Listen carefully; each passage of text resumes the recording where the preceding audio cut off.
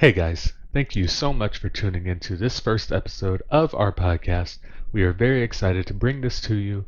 It was an incredible collaborative effort, which is why before we begin, I would like to give a special shout out to Ginny Leano, who created our key art for our show, including our logos and avatars. She's an incredibly talented artist, and I'm so excited that we finally got an opportunity to collaborate on this creative project. I would also like to give a shout out to Joshua Eridix, who did the original music for our show. He performed the intro and our outro, as well as co-wrote the theme song alongside yours truly. Again, incredibly talented. Links to relevant socials for both Joshua and Jenny will be in the description below. Also, before we begin, just a quick FYI, we recorded most of these episodes over the course of this past summer. In anticipation of this, we did try to keep the topics we discuss as timeless as possible. However, I'm still just putting it out there in the event of us not bringing up any recent developments. Really, this should only really affect one or two episodes, but again, I'm just putting it out there. And I think that's it. Thanks again for tuning in. Please feel free to have this on in the background as you're working out, going for a walk, doing laundry at the gym, whatever. And enjoy the show. So, without any further ado, cue the theme song.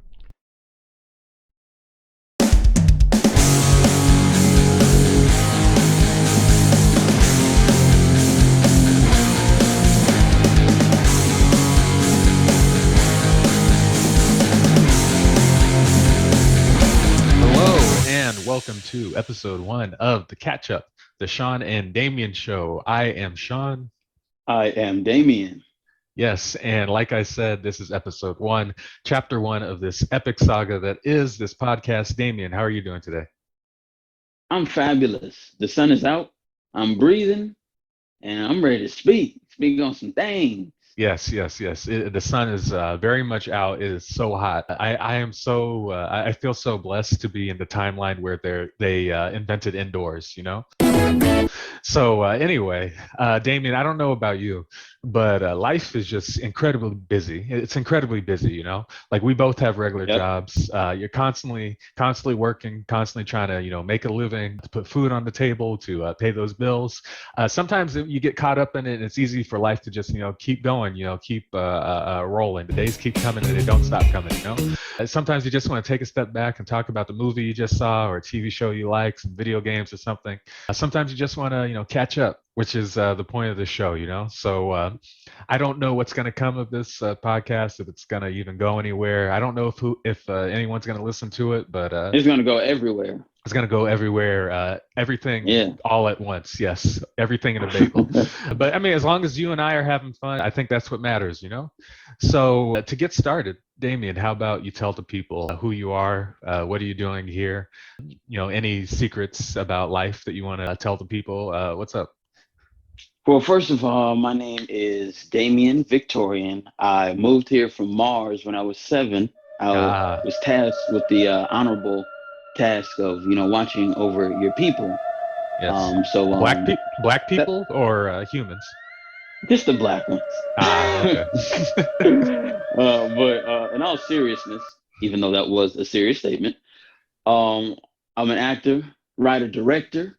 Now I'm saying I recently dropped, I won't say recently dropped, but some months ago I dropped this little short film I wrote and direct called Spider-Man Miles Morales on YouTube. It Yes. hit over 100,000 views. That's special to me because I didn't think it was gonna get that high, but it did. I also got a few other shorts on my YouTube channel as well, a few comedy things. Yeah, actor, writer, director. That is Yes. my pretentious title, and I Uh, love it. yeah. So you're the next. I'm thinking more next Denzel, Will Smith, Jordan Peele, Washington. Yes. I mean, but you can name your kid that. That's like the ultimate power move. Name your kid that. So how? Well, first off, what's the name of your YouTube channel so the people can look you up and watch It this? is just don't get it. Just don't get it. All one word. Just don't get it. All Okay. Yeah. one Yeah. Yeah. Yeah. word. Yeah. YouTube. Check me out. So how long have you been acting, writing, directing, producing? Yeah, cinematographer. get all those in there. Yes. um, You're the, catering too. You're part of the craft services and everything. Yeah. oh no. Writer directors don't do the crafts. I'm Ah. just kidding. But I started this journey in 2018. Mm. Actually, no, I'm lying. That's a lie. I started this journey, this acting journey, in 2013. That's when I took a theater class in 12th grade, and I was like, wow, this is pretty interesting. I can get with this because it was deciding whether to be an animator, but I wasn't really passionate about that. Even though the first acting thing that I did was in ninth grade, but I didn't really think of anything. Excuse me, I didn't really think of anything of it when I did that acting thing in ninth grade. It's not till I got to 12th grade where I had that class and I was like, okay, I think this is my thing. Went to study theater at SMC, did a whole bunch of plays there, even got to travel with it during this little competition. Um, but my whole goal with college was to learn as much as I can about um, theater and writing and knowledge and just use it in the real world. And Yeah. that's what your boy doing. You feel Yeah. me? We out here. Yeah. TCB, take care of business. So, have you been in anything that like these people that are listening to this might have seen? Any notable TV shows or movies? Or were you in Black Panther? Because like every black actor was in Black Panther. Were you like in Wakanda in the background? Like, Well, my soul was in it. My physical yeah. man, physical body wasn't in it, but my soul was definitely in it. When T'Challa went to go see his pawpaw with the little tree with the Panthers, I was in there with him. Ah, You know what I'm saying? I yes. was like, this Yeah. is crazy. Um, You were but you were you were Chadwick's stand-in, weren't you? Like you were his like when they couldn't get him on spiritually, set. Yeah, I was that a was the spiritual stand-in. that was like They the didn't back. let me on a lot, but spiritually, I was I was in there. Or you weren't one of the kids that was playing basketball at the beginning. But no, seriously, like there's been some stuff like some shows that you've been on, right? Well, in ninth grade, I was on True Jackson VP. That's this show on Nickelodeon, With starring Keith. Kiki Palmer.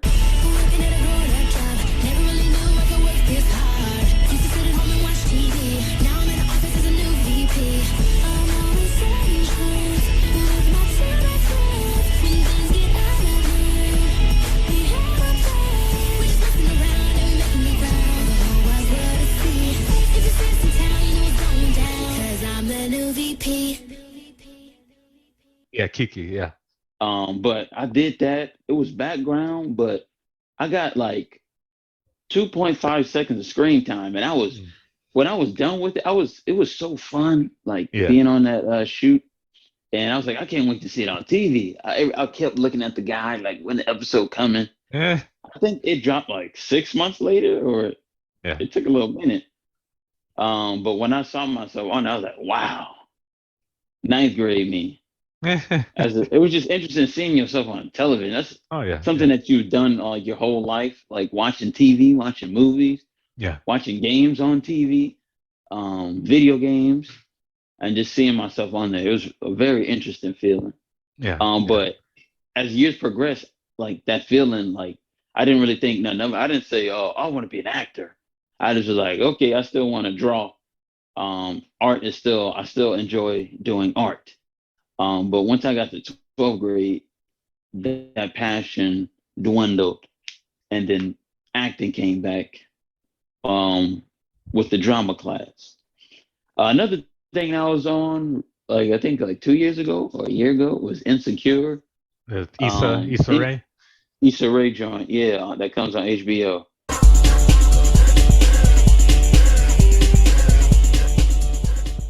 Another background role, but man, it was nice being a part of a big set. Like Yeah. you walk on that set, and it's money, bro. Yeah. It's Yeah. money. Like you could just It's smell it, right?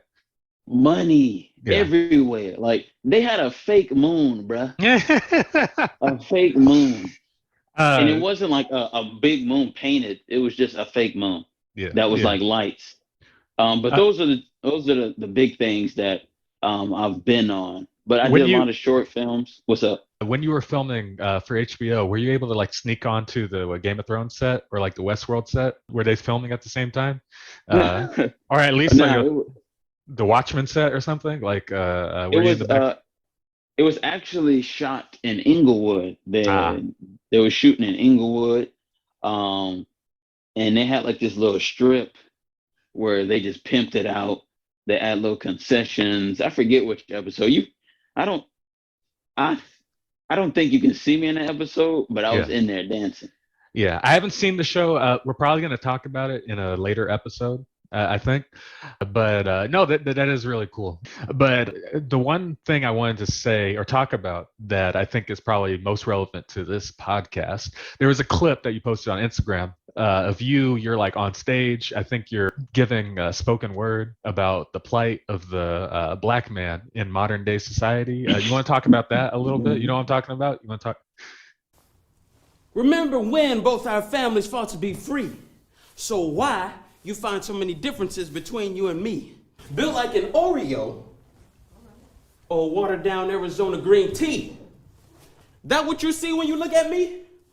They said we were free, still I can't seem to be given that key. Behind the door is a whole community. Yeah, yeah. It was a little. What you're referring to is this little short I did, and basically what my task was as an actor. As my task, I can't even do it. I had this whole little thing, but my task was just to I was playing a guy who was,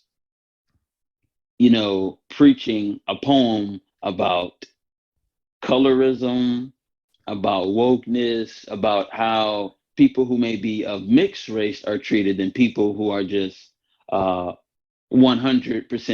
African, or just their complexion is darker.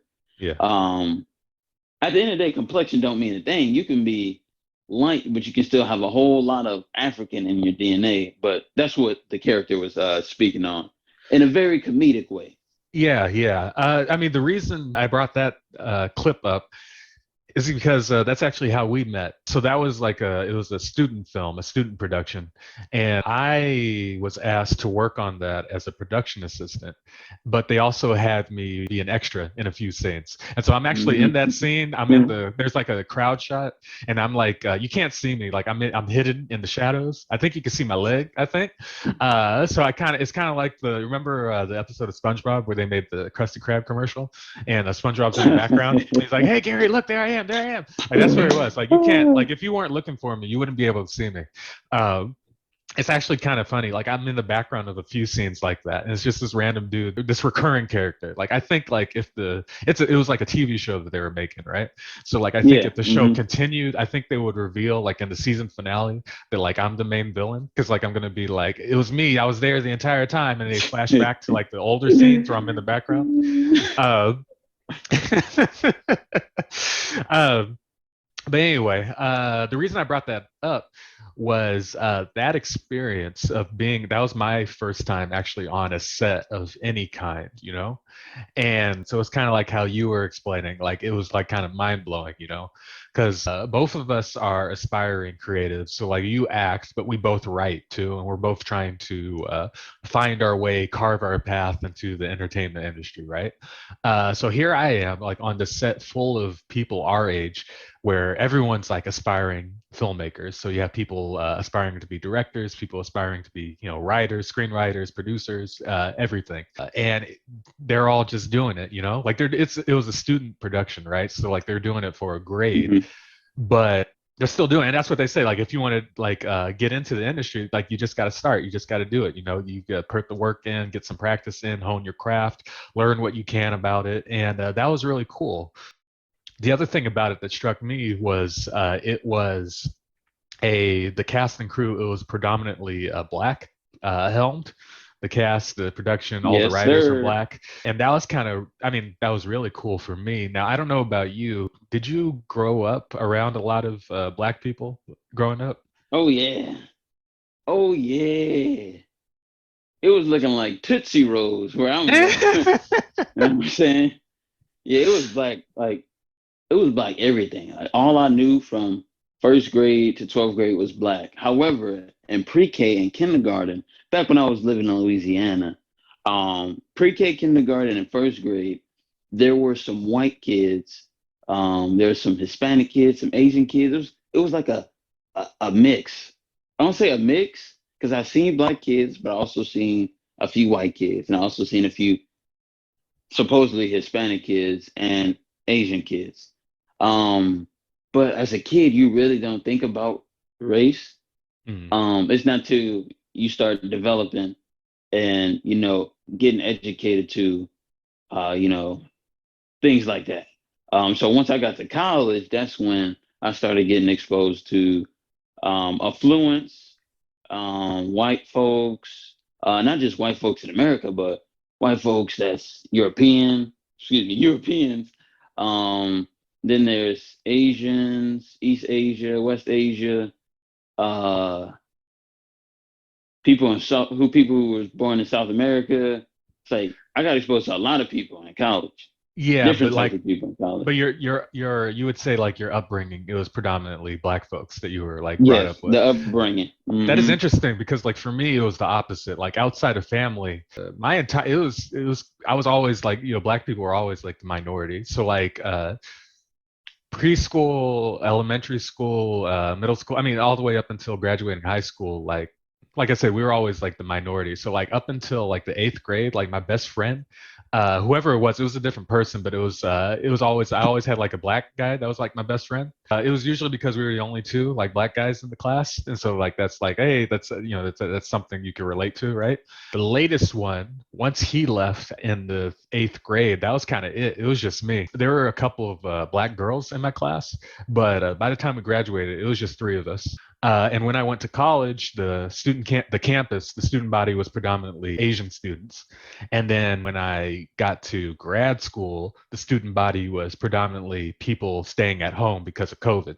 So like my entire Mm. my entire upbringing outside of family, we were always just like the minorities, right? And I mean, it didn't bother me or anything. It's just like that was just it. That was just like the only thing I knew, right?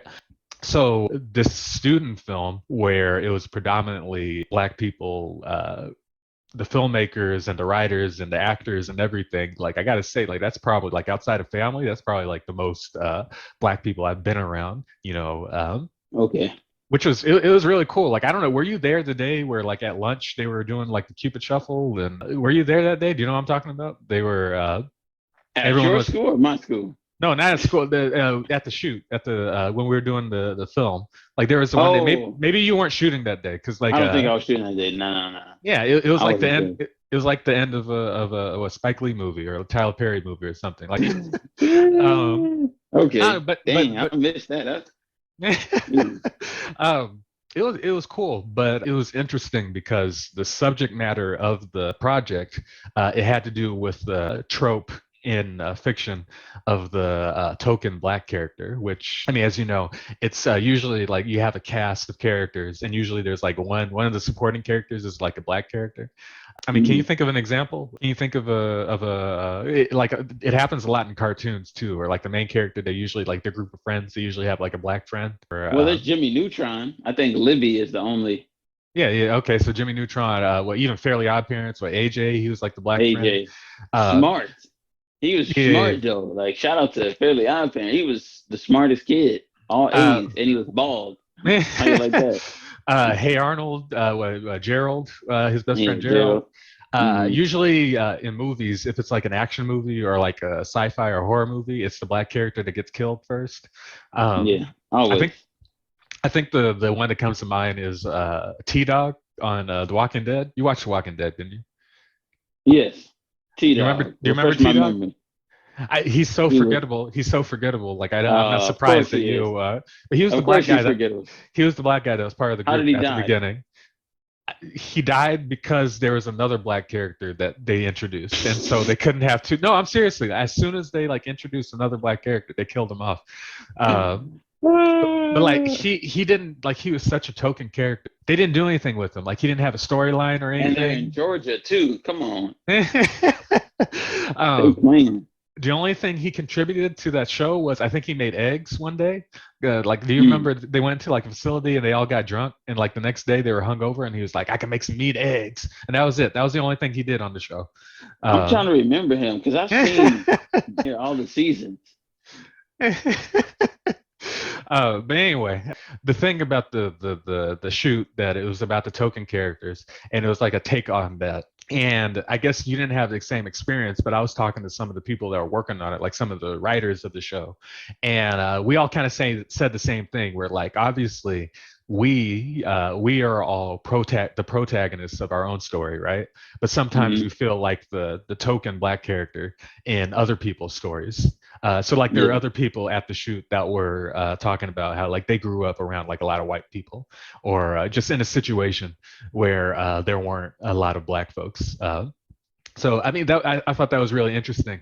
That was kind of the thing that brought everybody together, you know. So to bring this full circle for this first episode, I thought it would be interesting to not talk about token characters, but media with where black characters are the protagonists, you know. Hey, And let's go.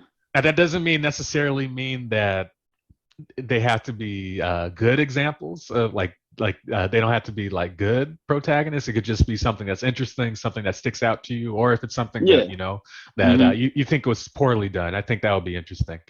So how the show works, whatever our topic is for each episode, we divide it into three different sections. So first one's the movies, the second one is television, and the third one is video games.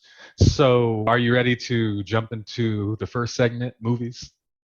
I'm ready, Freddie. All right, let's do it.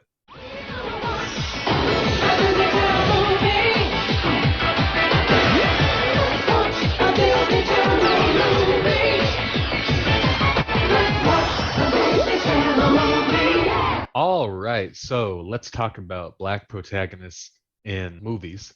So, just to get it out the way, get the obvious one out the way, we are going to do an episode on Marvel movies. So, Black Panther, we will table that discussion for a later date.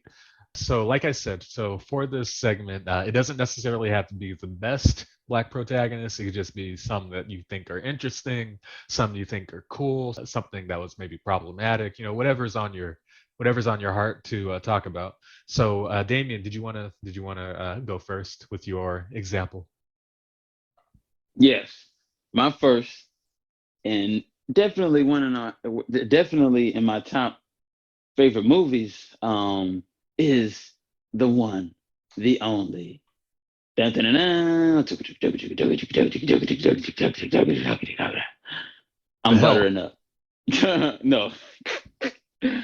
My favorite movie with a black protagonist. Well, I got a lot of them, but for the sake of this conversation, I'm going to say Django Unchained, written and Ah, directed by Quentin Tarantino. Say, what is your name? Django. Something up with these two.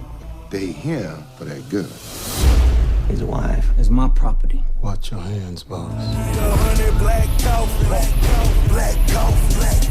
I count 6 shots. I count 2 guns. In my world, you gotta get dirty. So that's what I'm doing. I'm getting dirty. Django Unchained. Adult supervision is required. Rated R. Christmas Day.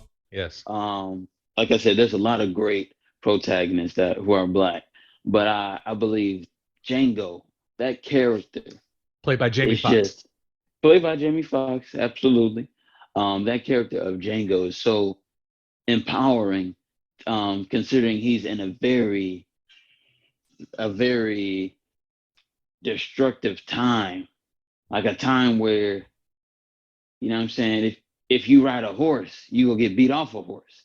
If you can't even speak to a white person, or you will get beat by the white person. You know, it was slavery in America. That's the time that was going Yeah, on. yeah. Um, Oh, explain what the movie's about. Like, what's the premise? What's the? well, if you haven't seen Django Unchained, you should punch yourself in the gut. Um, but it's about a man named Django who is approached by a German dentist to help him look for a bounty.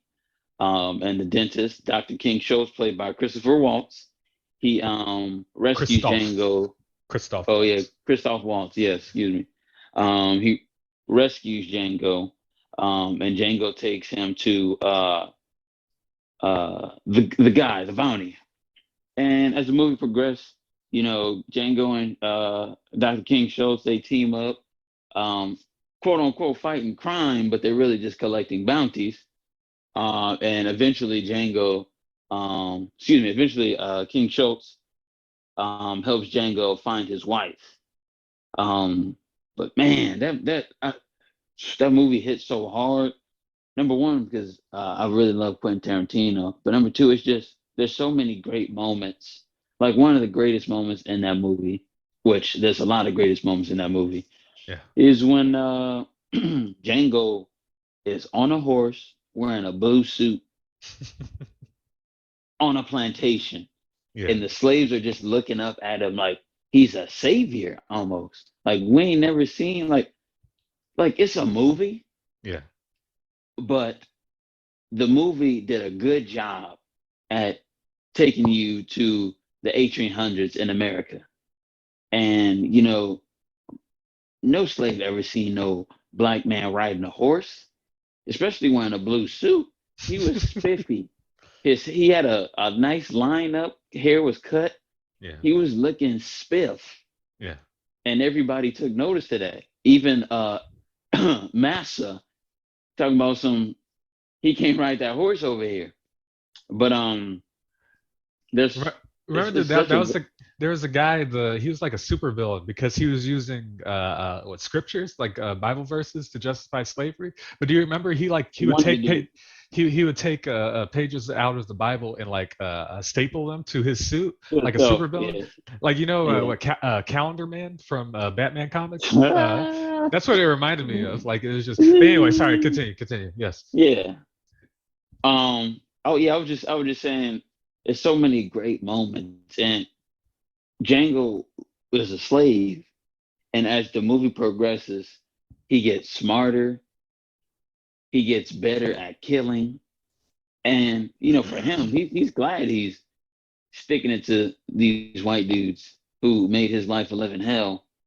But Django gets better as the movie progresses. First of all, Dr. King Schultz, who was a bounty hunter, who's been doing bounty hunter for years, he sees some talent in Django on, how he shoots. The first white dude Django kills in that movie um, is a guy riding on a horse, and he kills him. And Dr. King Schultz pats him on the back, or he does something, and he says, "We got a natural. He's a natural." But anyways, um, yeah, that movie, I love Django Unchained. Yeah, I love that movie. I remember when I first saw it. It's been some time. It's been a few years since I've seen it, but I remember really liking it when it came out. The thing about Tarantino is that his dialogue is like really good. Like he's still probably the best when it comes to writing dialogue. Like I remember like the whole plan that Django and Schultz have about getting what was his wife's name? Broomhilda? Was that her name? Yeah, Brumhilde, Yeah, who was the German, a German black woman. Like, have you ever heard of that anywhere? No, yeah but it's in Django. what's her name, Zazie Beats. But anyway, like their whole plan to get to like the strategy they have to get Broomhilda, like it makes so much sense, right? But It's the a con, yeah. But the dialogue's always on point. It's like a 3 hour movie. It's like 2.5 hours to 3 hours, like something two and like a half. that. Yeah. But it just flies by. But the thing about it that I really appreciate is like that came out at a time where most black movies that got any recognition, they were always like struggle films. So either Hmm. struggle films or movies where like black people were like gangsters. So like Training Day, Denzel's playing like A help. bad cop. Yeah. You have like the slave movies. You got 12 Years a Slave and everything. These Yeah. like struggle movies. But like Hmm. Django was one where, like you said, it does take place during like the slavery times, but it was empowering because Django was taking his power back and kind And of it's kind of a taking it love to the man. story too. I consider it Yeah. like a love story. He's trying to find his wife. A love story, a spaghetti western. It's Yeah. kind of an action movie, kind of, Hmm. but just it was like the empowering aspect, which I think with this episode you might see as a recurring theme as far as like black protagonists that are like Yes, really sir. appealing. Just the whole thing about like taking our power back and like rising up against the oppression or whatnot. I remember when that movie came out and like everyone in school. I think I was in high school when it came out. What year did it come out? Do Oh, you it came have? out in 2012. Oh, 2012. Okay, yeah, that makes sense. But like everyone, I was in high school and like everyone, we were all singing the theme song, the Django. Django, have you always been alone? Django, have you never? The Really? at school. That's crazy. um, but anyway, I like them. It's been a few years since I've seen it, but I do remember liking it. I definitely need to see it again. Let me Um, say something real quick. yeah, I remember it was during that time Django came out, and I remember my mom and my stepdad at the time. I think they had like a studio copy. Um, Certain people pass around studio copies of film, not bootlegs, but studio copies.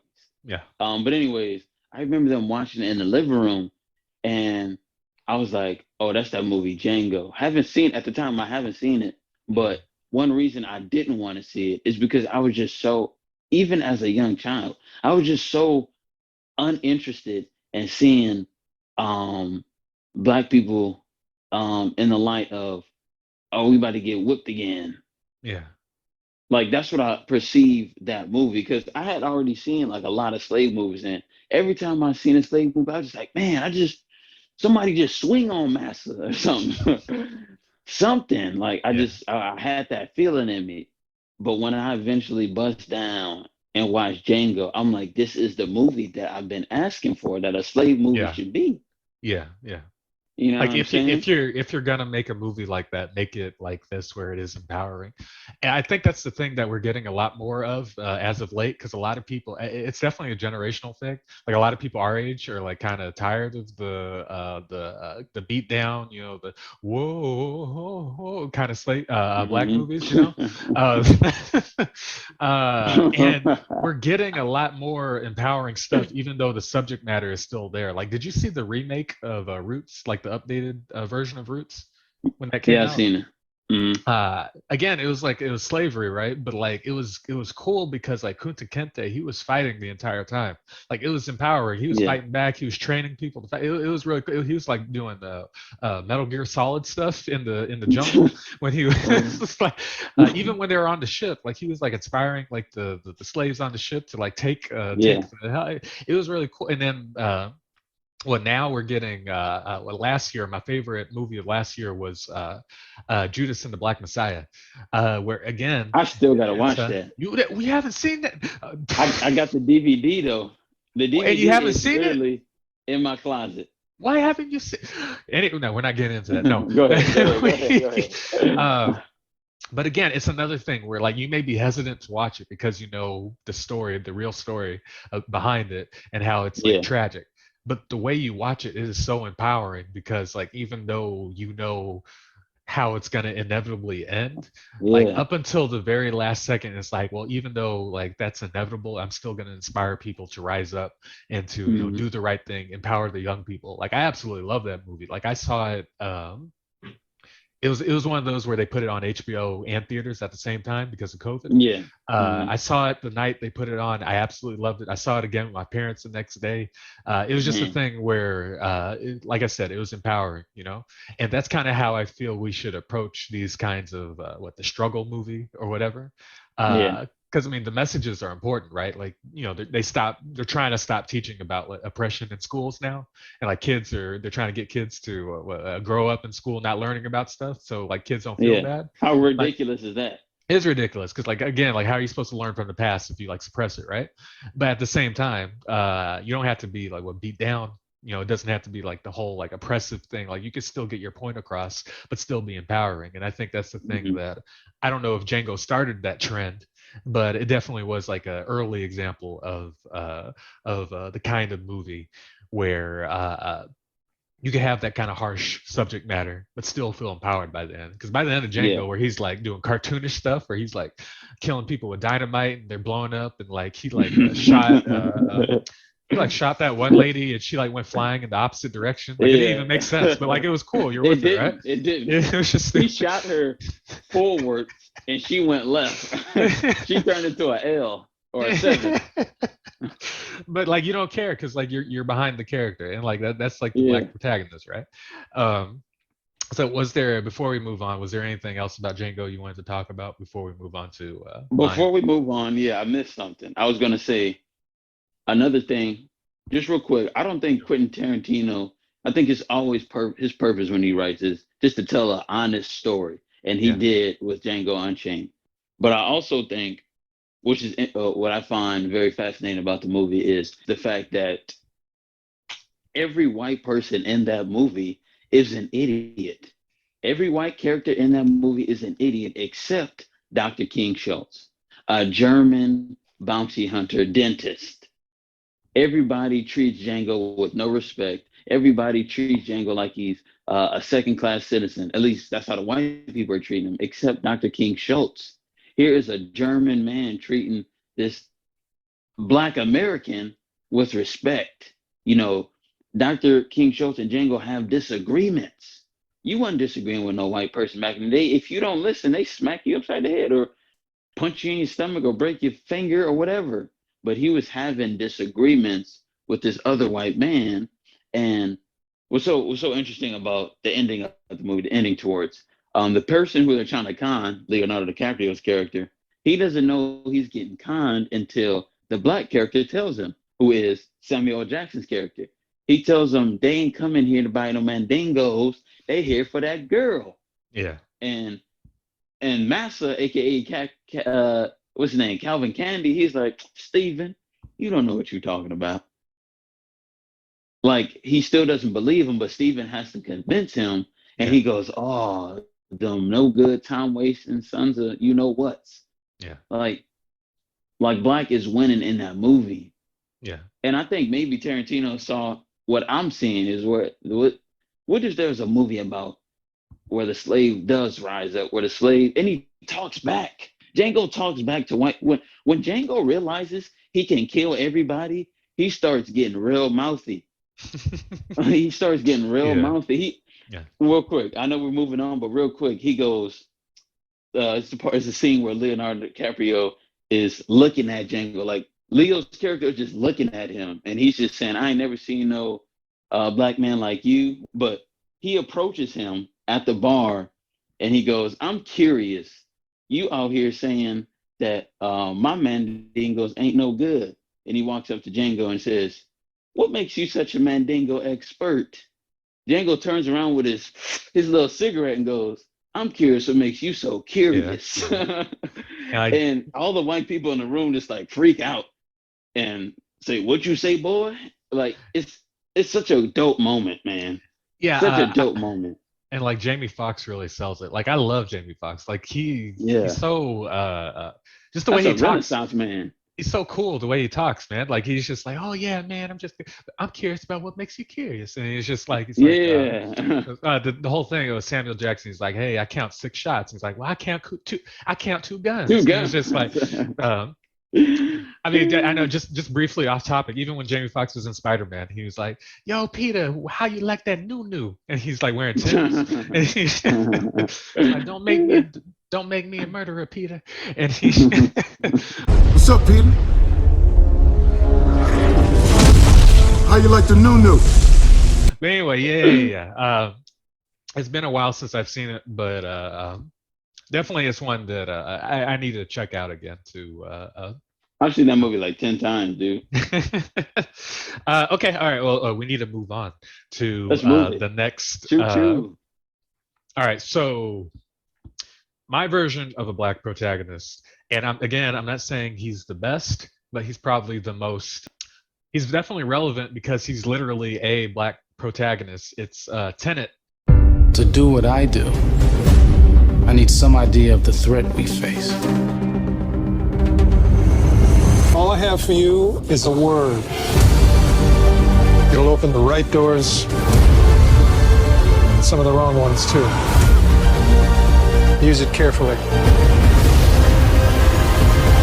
Tenet. Experience it in IMAX. Only in theaters. Rated PG-13. You saw Tenet, right? Of course. Like, he's so much of a black protagonist that he doesn't even have a name in the movie. His name is literally the protagonist.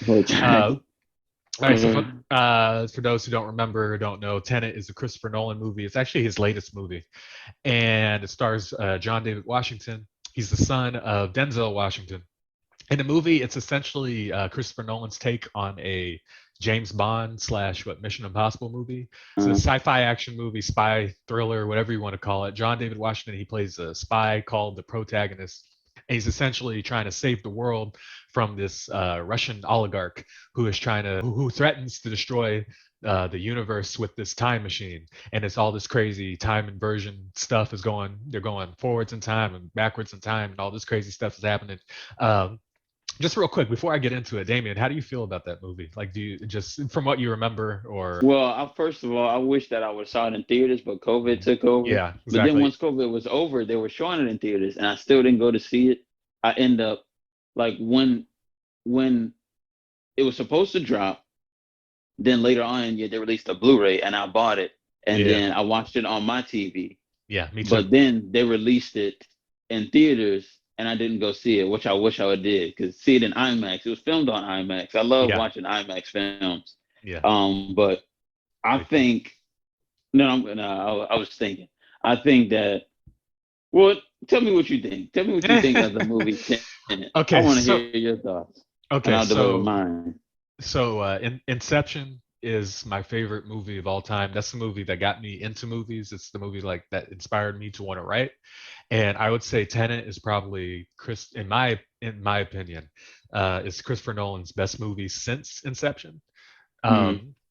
It's by no means perfect. Like, there are problems with it, and there's some like creative choices that I wouldn't have made, especially most egregiously the sound mixing, which is what most people don't like about the movie, because the sound mixing is like all over the place. Like, I can't watch the movie without subtitles, because like there's this, the scene where they're on the boat and like the waves are so loud you can't hear them talking. You know what I'm talking about? What do you know about opera? In 2008, a remote Russian missile station was overwhelmed and held for a week. When the station was retaken, 241 on one warhead was 3/4 of a kilo lighter. The missing 241 surfaced at the Opera House siege in Kiev on the 14th.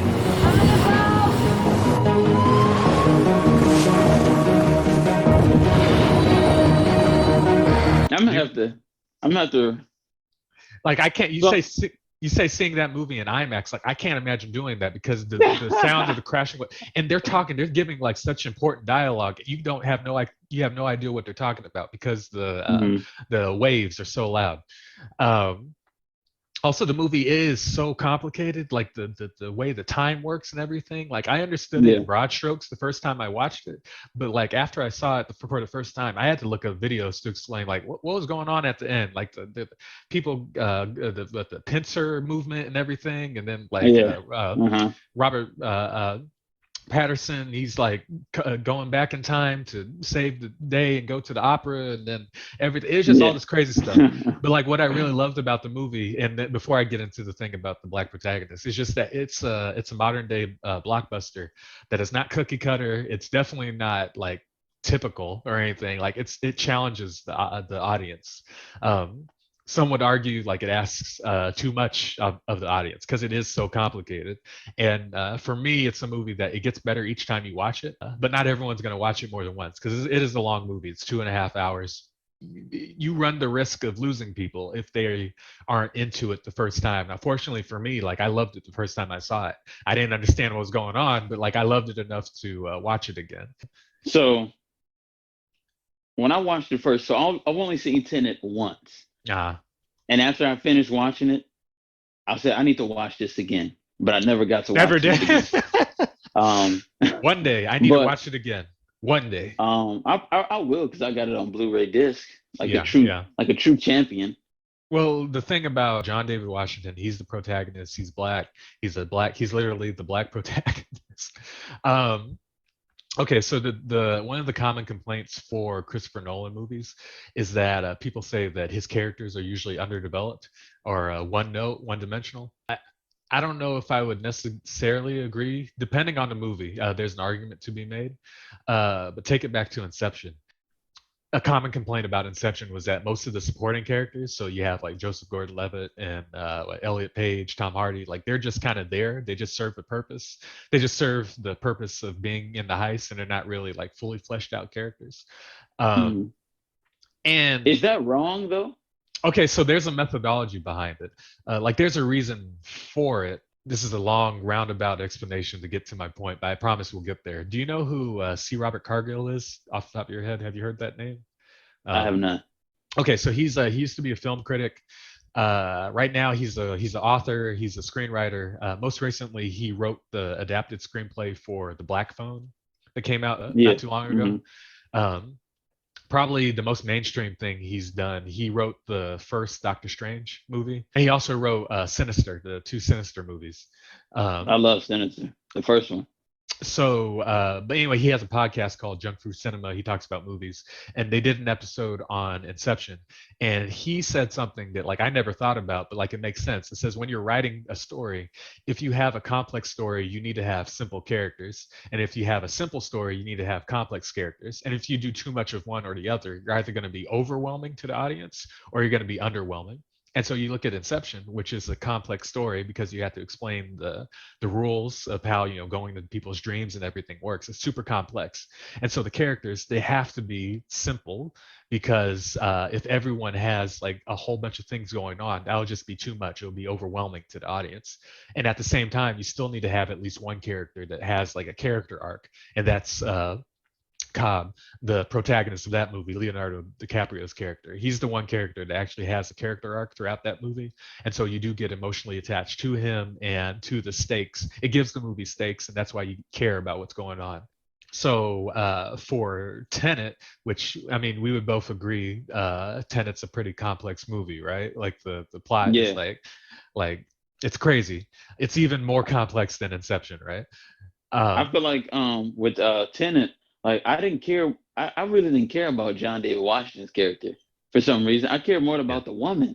Like I yeah. felt like he, David Washington was the lead, but I Yeah, felt like the woman was really experiencing the story, that's what and I he was was gonna just say. helping her out.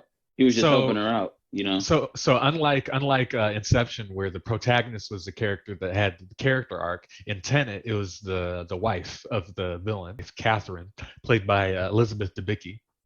So it's not unlike, remember Mad Max Fury Road, where Yeah, Max, he's the titular character, but the character that actually had the character arc was Furiosa, played by Charlize Theron, right? It's not too yeah. dissimilar to that. So like you still have a character that you Is care about. I feel Uh, like isn't that a style?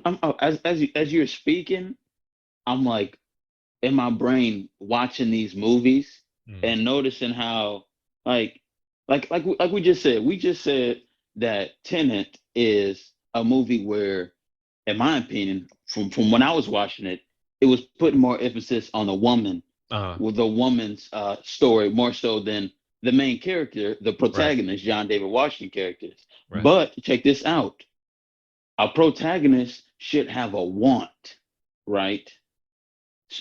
And I think, his want was to help this woman out. And they showed him helping this woman out. And they showed, the woman going through her little, because like he didn't really go through anything. His father, Yeah, he isn't doing it for this father. He's just doing it for this lady. yeah. Well, He's okay. trying to help this lady out. So I watched the movie again last night. So his one at the beginning of the movie is just to do the mission, right? Find out what Tenet is, and like once he figures out that the world's in danger, his mission is to save the world. But he So gets he gets his involved with want. this. He gets involved with this woman, and it eventually it turns into, well, I got to save her too. Um, the thing I wanted to say was, if you have characters that aren't going through a character arc, in order to keep them interesting, you need to add some kind of flavor to that. Usually, it's through the actor, like bringing something like charisma or something to the role, or like some Mhm. flavorful dialogue. So back to Inception. Joseph Gordon-Levitt and like Tom Hardy, they have like this like banter between them, like this kind of like professional rivalry between them that kind of keeps them interesting. Elliot Page's character, she's like the POV character for the audience. She's the one that like gets, she's the Who's one that learning? they, She's learning yeah, about, she's the one that's the dream world. She is exactly, actually us, really, right? exactly, You exactly. could say she's us. Now, what I would argue for John David Washington's character, the protagonist, because one of the things that people have said about the movie is that throughout the movie he's paired up with Robert Pattinson. He's like his partner, and I saw critics at the time say like, hey, like I appreciate Christopher Nolan giving the black character, making the lead character black, but like it would have been better if they had switched roles, if John David Washington and I keep wanting to call him Patrick. Yeah, Robert Pattinson. It would have been better if they had switch roles. And I would argue that it was an intentional choice to make John David Washington the protagonist, because the fact that he's black is what gives him that extra layer on top of that character that's not necessarily on the page. Now, what I mean by that is the entire time, I don't know if you noticed, but like watching the movie, he's the only black character like in the movie. Like he's not the only black character of color, but he's like the only black character, which means like in every scene, everywhere he goes, he like stands out. Um, Because he's and chocolate. That man is chocolate with kinky hair. You um, can't miss him. but like that's kind of part of the story too, because like everywhere he goes, people are like underestimating him, and like he has like this thing going against him. So like there's a scene early in the movie where he goes to meet Michael Caine, and he goes to this British upscale restaurant, and like as soon as he walks in, like everyone's looking at him, and like the maitre d is like turning his nose up at him. He says like, "Hey, I presume you're here to see such and such." And John David Washington, he says, "Yeah, you can presume away." And then he goes to see Michael Caine. Michael Caine, he's already eating at the table, like he's already has his food, and he's saying like, "Hey, I hope you don't mind. Like I started without you." And John David Washington says, "Okay, it's okay, I'll catch up." And then the maitre d doesn't even want to serve him, and John David Washington says, "Hey, I'll have what he's having." And the maitre d says, "Okay, I'll fetch the waiter." And John David Washington says, "No, just pass on the order." Um, and even when he's talking to Michael Caine at the end of the conversation, Michael Caine looks him up and down and says like, "Hey, no offense, but like if you want to be taken seriously, you got to get some better clothes." Um, Even later when he meets the wife, when he meets Catherine, he assumes that she's going to look at him a certain way because he's black, because they're having a conversation in the restaurant, and then these armed guards come to take him away. And John David Washington says like, "Oh, I guess you didn't like the look of me." And she says, "No, it's not the look, it's whatever." um, and even if she's not approaching it from like a race standpoint, she's still underestimating him, saying that, "Hey, you're not going to make it out of this, like we're never going to meet again." And he says like, "Hey, I'll surprise you." There's like all these little like nuances I in the need to watch script and this in the again. I definitely go watch this again. like it was something like I picked up on the first time I saw it, and I was thinking like, well, maybe it's just me, maybe I'm just like reading into it. But like watching it again last night, no, totally the race aspect is there, and that's like the Oh, you watched it extra. last night? Yeah, I watched it again last night, and So what's that? 3 times you seen it? I've seen it a few times. This is probably like the fifth time that I've seen it. For the 5th. Yeah. But like there's these little like nuances in the dialogue and in like the way people are looking at him and everything. The fact that he's black, that kind of makes him an underdog, because it's like he's a black man working in a white man's world, and he's constantly having to prove himself. Like I said, like it's a plot point that in order to get close to the villain of the movie, the Russian dude played by Kenneth Branagh, he's acting like he's having an affair with his wife. And the entire time when he meets Kenneth Branagh, like you could tell that the dude wants to kill him so bad. Like he wants to kill John David Washington because, like, I mean, his wife is supposedly having an affair with this random black dude, right? And you can see it on Kenneth Branagh's face the entire time. He like it's killing him so bad that he wants to kill this dude so bad, but he can't because he out here laying. Right, he needs out here laying things. That's the thing where like there's not a lot to the character on the page, and so in order to maximize the time in the script, the fact that that character, the protagonist, is black, that's like the extra layer of characterization that's instant because he's a black character, and that nuance wouldn't be there if it was a white character. So automatically he's an underdog. Automatically you kind of care because this is a character we care about because you do want to see him prove himself, prove that he does belong there. He is playing in the big leagues. And for me, at least when I watched it, it was like, okay, I want to see this guy succeed and prove himself as a spy, try to save the world and whatnot. So I think it was just an interesting thing that not a lot of people, I haven't seen people talk about. But I do think it was definitely like a conscious decision on Nolan's part, to have a black protagonist. It's a good movie. It does ask a lot of the audience, and I understand people not liking it because it is very complicated. But I I'm really running it enjoyed it. back. I gotta watch it again. Because We as you were speaking to me, I'm replaying the movie in my head, and I'm thinking, I'm like, oh, this was cool. This was cool. Oh, I don't remember that part. Like it's so interesting, and like uh, I really appreciate movies. I really appreciate movies that make you think. yeah, And shout yeah. out to Christopher Nolan for that. Yeah.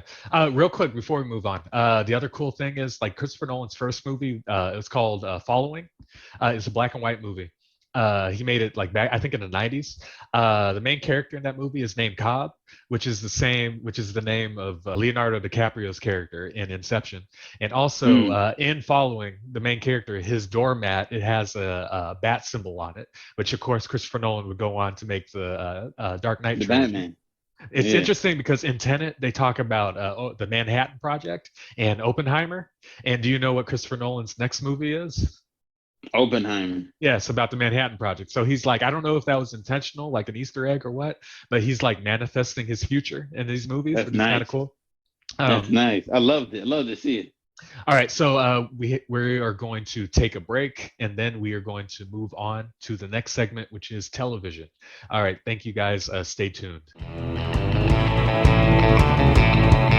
Gonna fire up the Chevy and drive out to the beach with me and my buddies. The girls are never out of reach. We're just gonna stay till the moonlight hits the bay. It's gonna be a surfing summer all the way. All right, and welcome back to the catch up. We are here. We are going to talk about black protagonists in television. So, Dameon, we talked about token black characters that appeared, as supporting characters in TV shows. It was kind of rare growing up to actually get like a black-led cartoon. I think the obvious one is probably the Proud Family, but I think we're going to talk about that at a later date on a later episode. But you had a show that was a black-led cartoon. You want to talk about that? Yeah, it's called Craig of the Creek. Who's gonna help when the ginger overwhelms and the mysteries are piled high? Who's gonna be around, never gonna let you down when you run a wild ride? Your friends are always by your side. It's Craig of the Creek, he's gonna sing it loud. It's Craig of the Creek, he's gonna sing it loud. It's Craig of the Creek. Craig of the Creek on Cartoon Network. It's about this young boy, and it's young boy named Craig, and he has a friend called Kelsey, who's a little girl, another friend called JP, who's a guy. And the whole show is revolved around Craig, and Craig is the map maker. That's like his nickname. That is his nickname. He knows how to make maps. So he even made this map that's the entire creek. The creek is this big place where some kids are selling candy bars, fruit snacks. It's called the Trading Tree, where people go to trade. And it kind of reminds me like of a Kids Next Door, but in the creek. Kids Next Door was another show on Cartoon Network a long time ago. Another show where there was a token black character, right? Number 4? Number Black? 5. Oh, number five. Okay. Voiced by Cree Summer. Yes. But what's so dope about this show is it shows Craig interactions at the creek, but it also shows Craig's interactions at the household. He got his black mama, got his black daddy, his black dad is played by Terry Crews. Yeah. Yeah, Terry Crews. And Craig's brother Bernard is played by, I forget his name, but he does a lot of voices. He did Green Lantern's voice. Phil Lamar? Yeah. He was in Spider-Man 2. Marvin from Pulp Fiction. Yeah, exactly. Yeah. Exactly. And Craig also has a younger sister named Jessica. And it's very dope because, like I ain't never seen a character where there's a black kid who loves to make maps. He loves geography.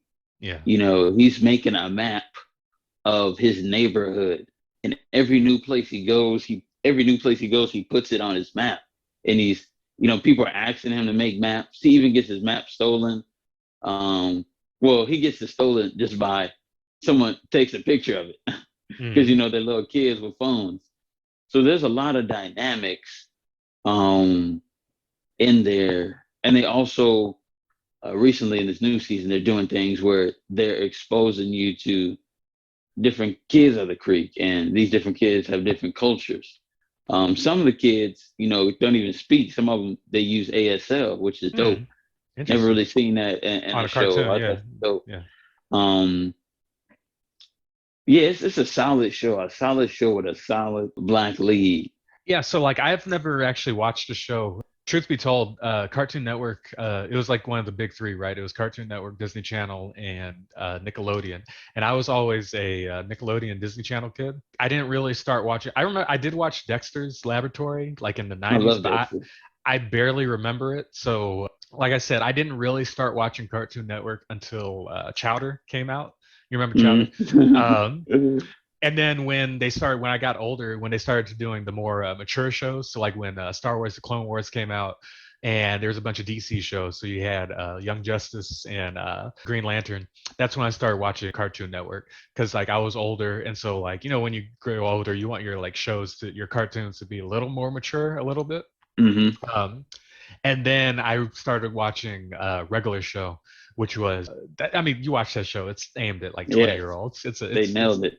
yeah, it's that's not really a kids show really, even though it is. But like now with Craig of the Creek, like does that skew? That was the only thing that kept me from watching it because like I was interested because it is like it's like a black show, right?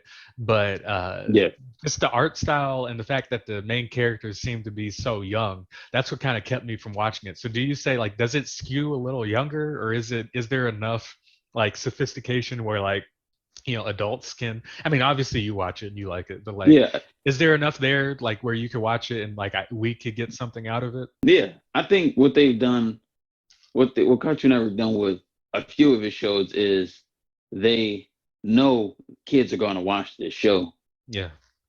but they're also putting in adult themes. Yeah. And I think, Craig the Creek, it's not too many adult themes as say a Teen Titans Go. There's a lot of adult themes in Teen Titans Go. When I say themes, I mean there's episodes, jumping off topic. There's episodes in Teen Titans Go where they're teaching you how to, get rental property.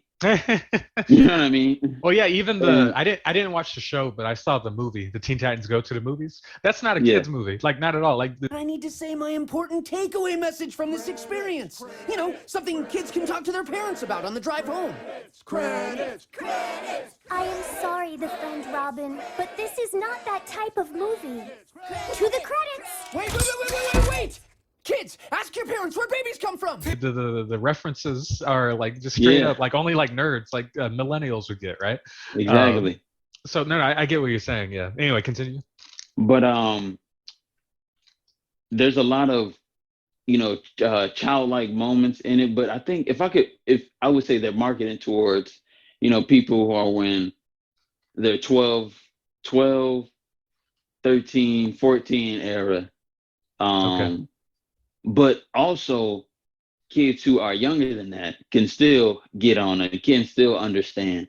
But Yeah. there's a lot of like moments where if you watch Craig of the Creek, you'll say, "Hey, I did this as a kid." Well, hey, Hmm. I remember this as a kid because they also throw in a lot of hip hop references, Hmm. whether it be like Destiny Child or Missy Elliott, very organically. How would Even how go would you ahead. compare it to something like the Proud Family? Because like I rewatched the Proud Family, like when they first dropped it on Disney Plus.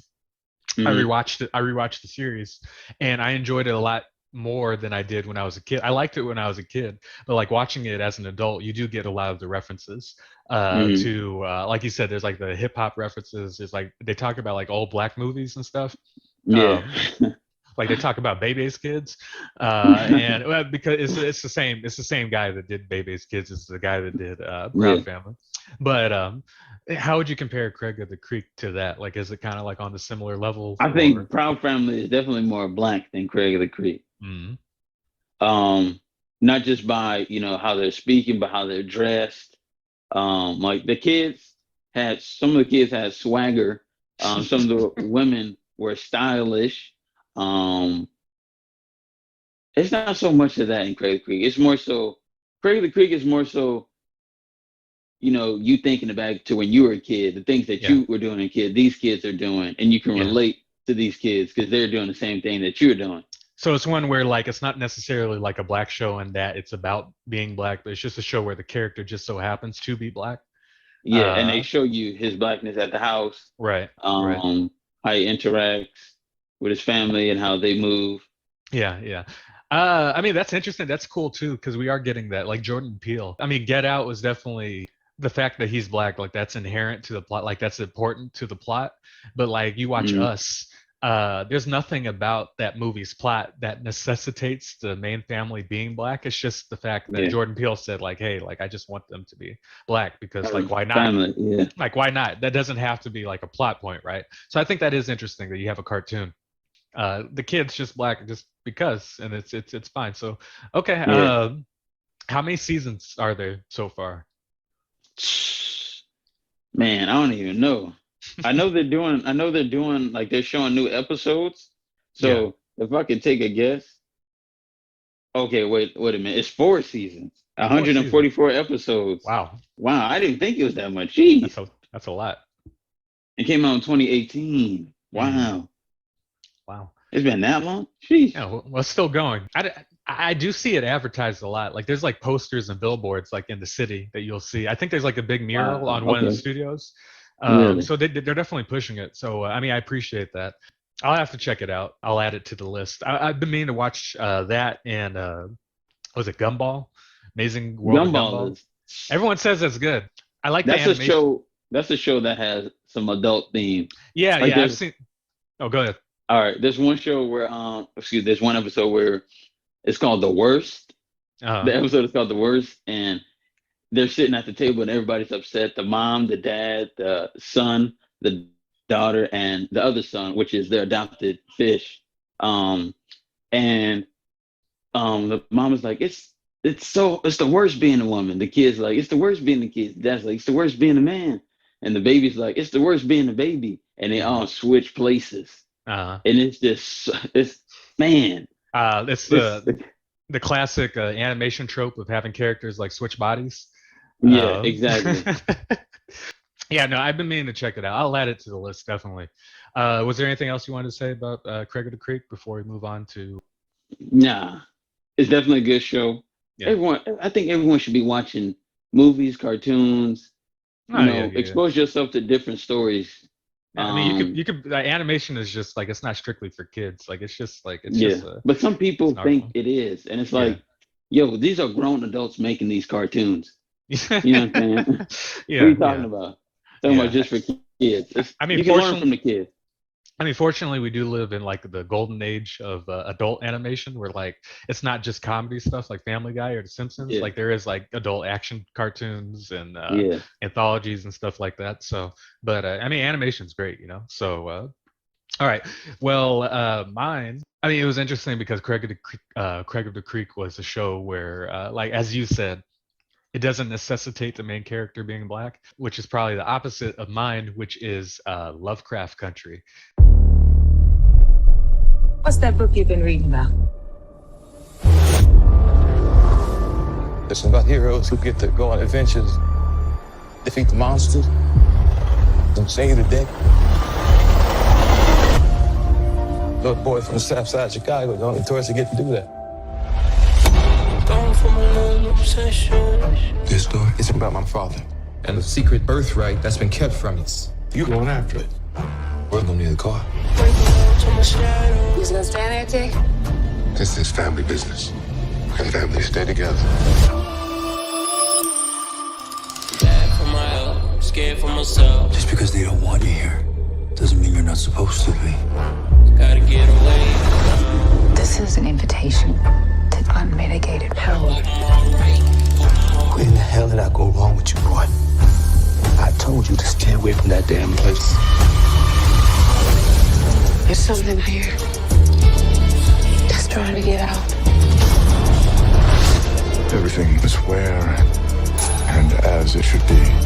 From God to man to creature.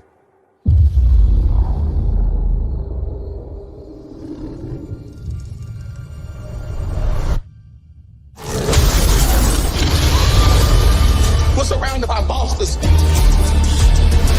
I'm doing this to protect us. You can't win this game they setting up for you to play.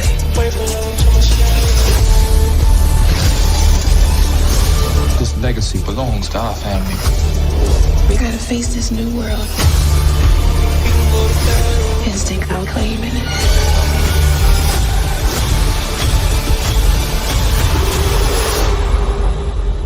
This is our family story.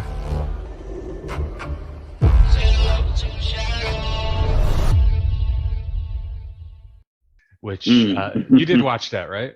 Yeah, absolutely. I love that. It was on HBO.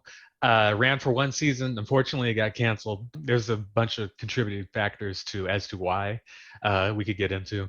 But the interesting thing is Lovecraft Country. It was based off a novel, and the novel itself is inspired by the works of H.P. Lovecraft, who is this famous, right? Well, I was going to say author, but yes, he's also a famous racist. A famous racist author. But I mean, he's the inspiration for what's his name, Stephen King, definitely with R.L. Stein. He's definitely inspiring. 100%. Notable for his horror sci-fi stories. Definitely the term Lovecraftian, creating these creatures that are so indescribable that people watch him, look at him in his stories. People look at him and they go insane because the mind just can't comprehend what they're looking at. Right? Yeah, but, crazy. As you said, he is definitely a notable racist. He couldn't stand black people. And he didn't even put us in his movie, in his novels. I mean, but would you want him to? Like, could you imagine what we would be if we were in this? I feel like he was a racist, and like you said, he thought black people were scum of the earth. He's creating monsters that are scum of the earth. Theoretically, why wouldn't you put these quote unquote scum on the earth in your books? But anyway, he is a racist. So here comes this novel, Lovecraft Country, which actually write very well. Yes. And the thing about the novel is interesting because it's inspired by his works, by H.P. Lovecraft's works, but it stars a black family who basically have to survive in racist America. Take that. And the thing about it is they're fighting these monsters, but they're also fighting racists. And the thing about it is like they can't really tell which is worse. Like, would you rather fight these vampires that are trying to kill you, or would you rather fight evil white people? And that's kind of the interesting thing about it. So here's the show on HBO, Lovecraft Country. It's an adaptation of the novel. And I think it is interesting because it centers on this black family. And it's cool because kind of not too dissimilar from Django. The subject matter takes place in the 50s where, of course, racism was rampant. But instead of being a struggle story, it's an adventure story. It's an adventure. It's sci-fi. It's horror. And it's notable because there aren't too many black-led genre stories like that. So it's kind of notable for having like a story like that where the main characters are black.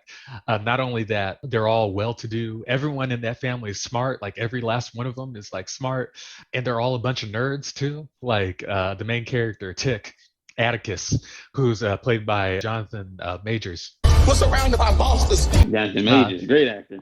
He's a nerd, but he's like buff. He's not a stereotypical nerd. He's like buff. Like he'll like because he knows he got to swing them hands if exactly. Cracker Jack Box start talking crazy. Like, I mean, the show opens with him on the bus, and he's like reading pulp science fiction novels and everything. He's bouncing back and forth with Courtney B. Vance, who plays his uncle, right? They're talking Mm. about like science fiction novels and everything. Like, it's really cool, and you don't really see that, like Yeah, but that kind of that portrayal of like black people in the media, which is cool. Um, Also, I think it's kind of interesting, like as a slap in the face to H.P. Lovecraft. The opening scene is like Cthulhu, which is probably what Lovecraft's like most iconic creature. It's like yeah. Cthulhu getting cut in half by Jackie Robinson wielding the baseball bat. So like, if that doesn't set the tone, I don't know what does. um, but anyway, like what I love about the show is that yes, it does deal with like racism, but they treat like the Klan the same way that Indiana Jones treats Nazis, where like they're a threat, but like it's an adventure. So like in the first episode, like they're in a sundown town, which is a town where like they say like if you're a black person and the sun goes down and you're still here, that's it. Like we're coming That's for you. it. So Yeah. like Crazy.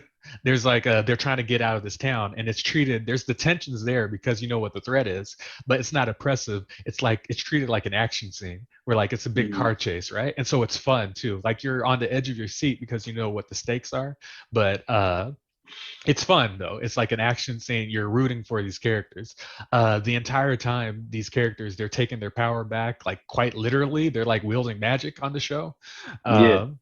They're always in control, and so you really feel it when they're going up against these like forces of racism, forces of evil, these monsters, these creatures, and everything. It's just like it was just really cool because we don't really get a lot of stuff like that. Like I said, genre stuff that's black lit. I Mhm. mean, Jordan Peele is doing a lot of that now. Fun fact: Jordan Peele executive produced this show, but Shout out to him. as far as like a mainstream, I don't know if it's mainstream, but like as far as like a big budget show on like a major network like HBO, like it was really cool. I mean, what do you think about the show or your experience watching it? Well, I was I forget what day it would drop on, but soon as it dropped, I was on Sunday, it. Sunday, because Okay, their big Sunday. shows was always on Sunday. I was in it. I first saw it like I saw it before it dropped. I saw the poster and it was Jonathan Majors and it was the lady behind him and it was Yeah, the octopus Journey tentacle. Smollett, Journey Smollett. Yeah, Johnny. And I was like, that's a cool little what's it called? It's a cool little poster. And I was like, HBO, and I was like, I'm down. So Yeah. when the show dropped, I loved the first episode, and I just kept tuning in.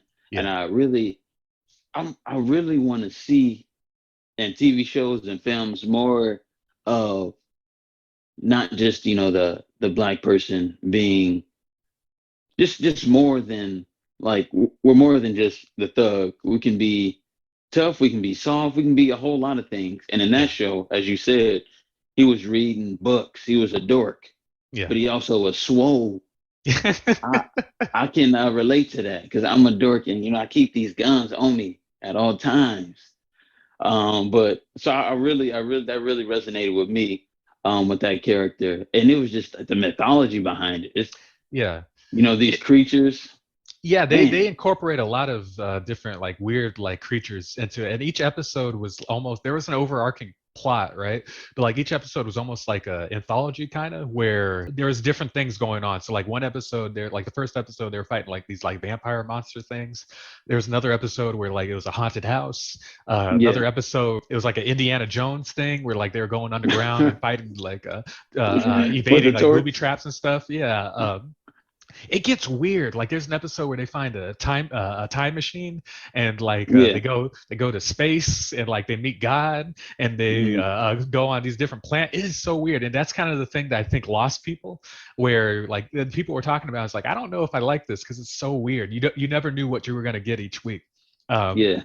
But for me, and I'm sure for you, like that's what I loved about it, where like it was willing to take a risk. Because back in the day, if you just had like black people in your cast, that was what the risk was, right? So like the story had to be safe, right? But this, it was like, no, it's black, and It's weird. no holds bar with the story. Yeah. But also, like, they didn't shy away from like the subject matter, right? Because they did incorporate racism into it. Because I mean, you couldn't ignore it, right? It takes place in the 50s. So we haven't mentioned the creator of the show, Misha Green. Like, she did a really good job of like incorporating like what was going on in the black community at the time. There was an episode having to do with Emmett Till.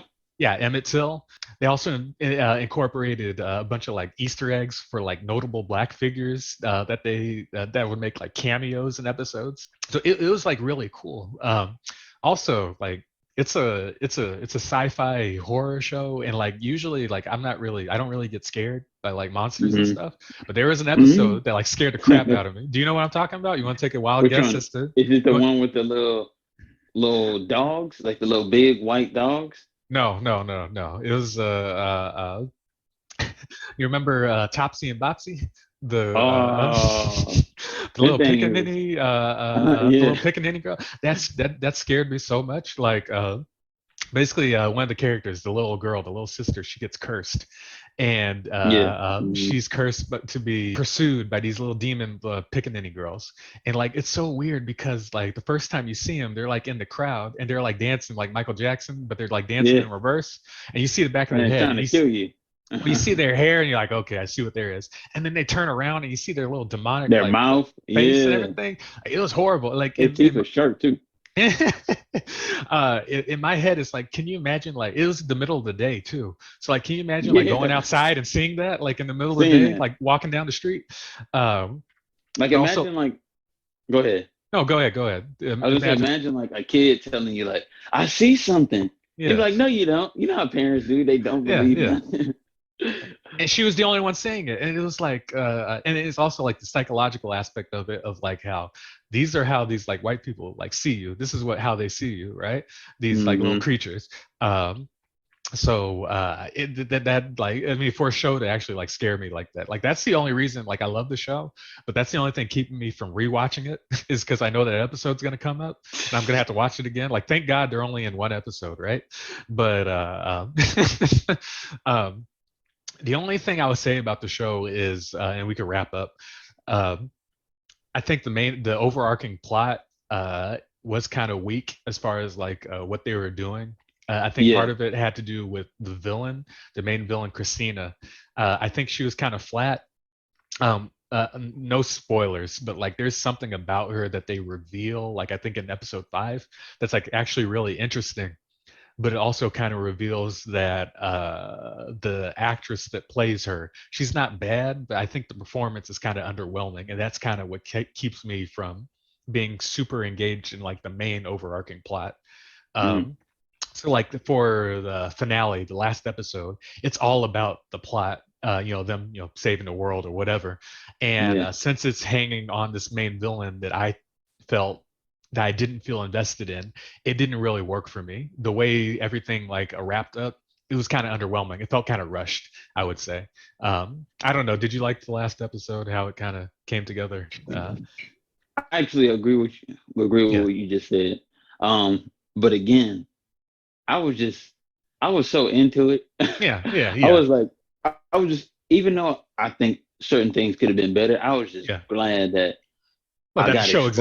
exposed and I Yeah, got excuse me, exposed to like a show like that because you just don't see it in that. You rarely see it in that light, and to see it, yeah, people say representation matters. It does. yeah, yeah, Um, and it's okay. It's okay if something is good in this part, yeah. but in this part it lacked.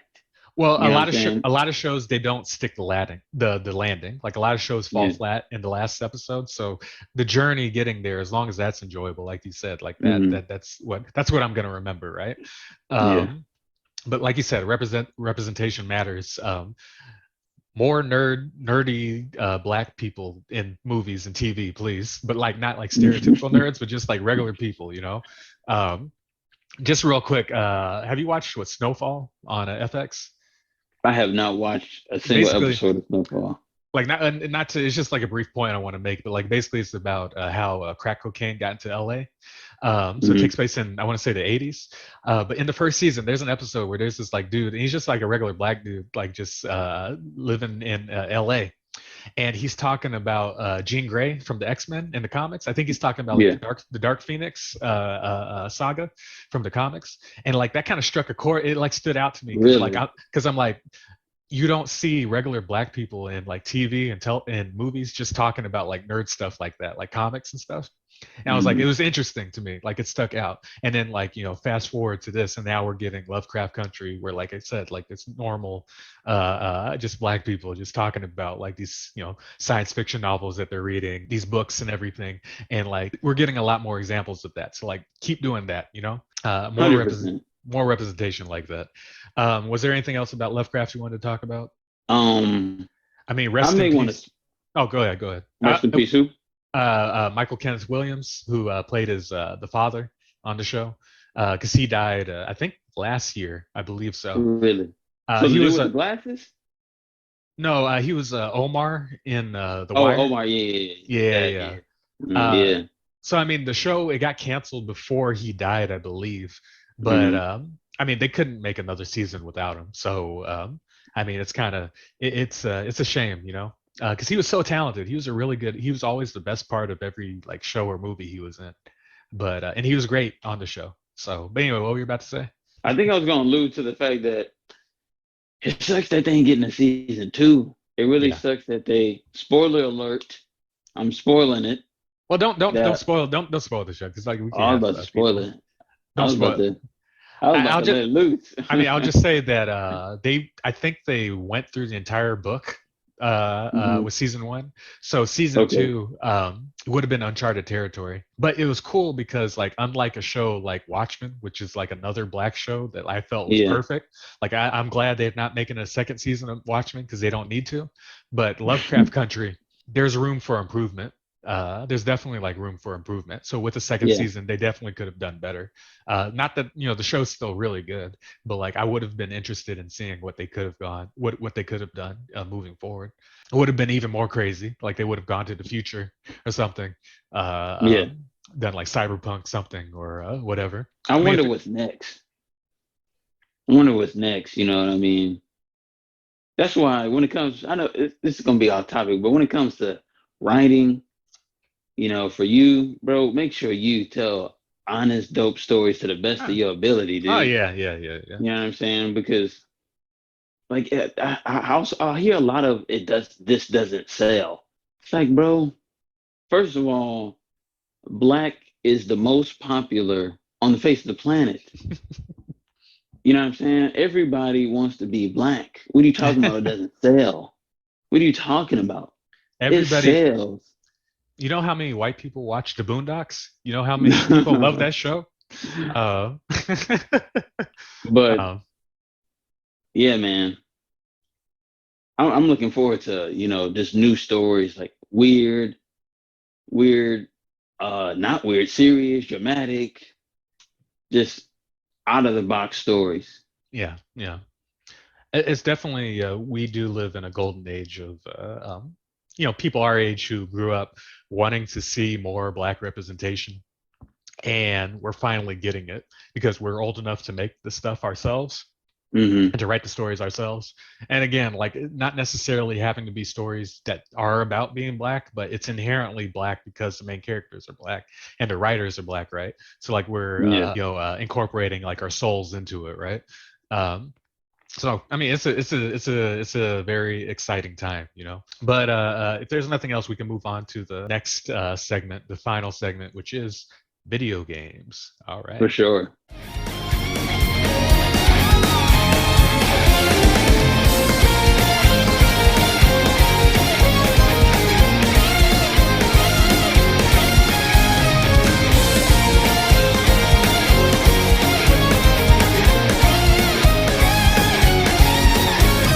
All right, let's get back into video games, black protagonists in video games. And I remember when we first brought up this subject, we were kind of struggling to Yeah, think of any that were pertaining because it seems as though there are so few. I mean, that's not necessarily the case. There are a few, and we'll bring up a few prominent ones. But I think part of our trouble with having black characters in video games come to mind is that for the longest time we kind of got like the short end of the stick, like especially in games like you remember like sports games or like party games or whatever, where you have like these set characters to select from, and the Mm-hmm. black character was always like really random, and they had like these crazy outfits, and like it was only like one skin tone, and you know what I'm talking about, Mm-hmm. like snow, or like Yeah. if you go to like an arcade or something, and you're playing like a snowboarding game, and there's only one black character, and like it's a super specific look that they have. There's no like, and that's your only option. They put no effort into them whatsoever, but they put Yeah, effort into everybody else. like there will be like 10 like white characters, and like they'll have all these hairstyles and outfits and everything, but you can Mm-hmm. only choose like the one black character. The other thing is games where you create your own character. So like what the Elder Scrolls, or what, Dragon, not Dragon Quest, what's the other one, Yeah, I think it's Dragon's what's it called? Dragon Age. Dragon Age, yeah. Yeah. Uh, uh, Mass Effect. Mass Effect. Well, remember like back in the day when you tried to make a black character, you only had like, maybe two skin tones to choose from, and maybe two hair, like either the buzz cut, bald, and that was about Yeah. it. Like And the froze never looked it right. You know what I mean? They did not look right. Like, man, it was a dark time back then. I mean, there was fortunately. no. Oh, go ahead. I was gonna say there's no character to the fro. You know what I mean? No character at all. I mean, fortunately, these days, character creations are a lot more in depth. So, like, see, Cyberpunk. Nice. Well, even I would say with Skyrim, Elder Scrolls 5. I mean, that was a few years ago. That was almost like 10 years ago. Yeah, been a minute.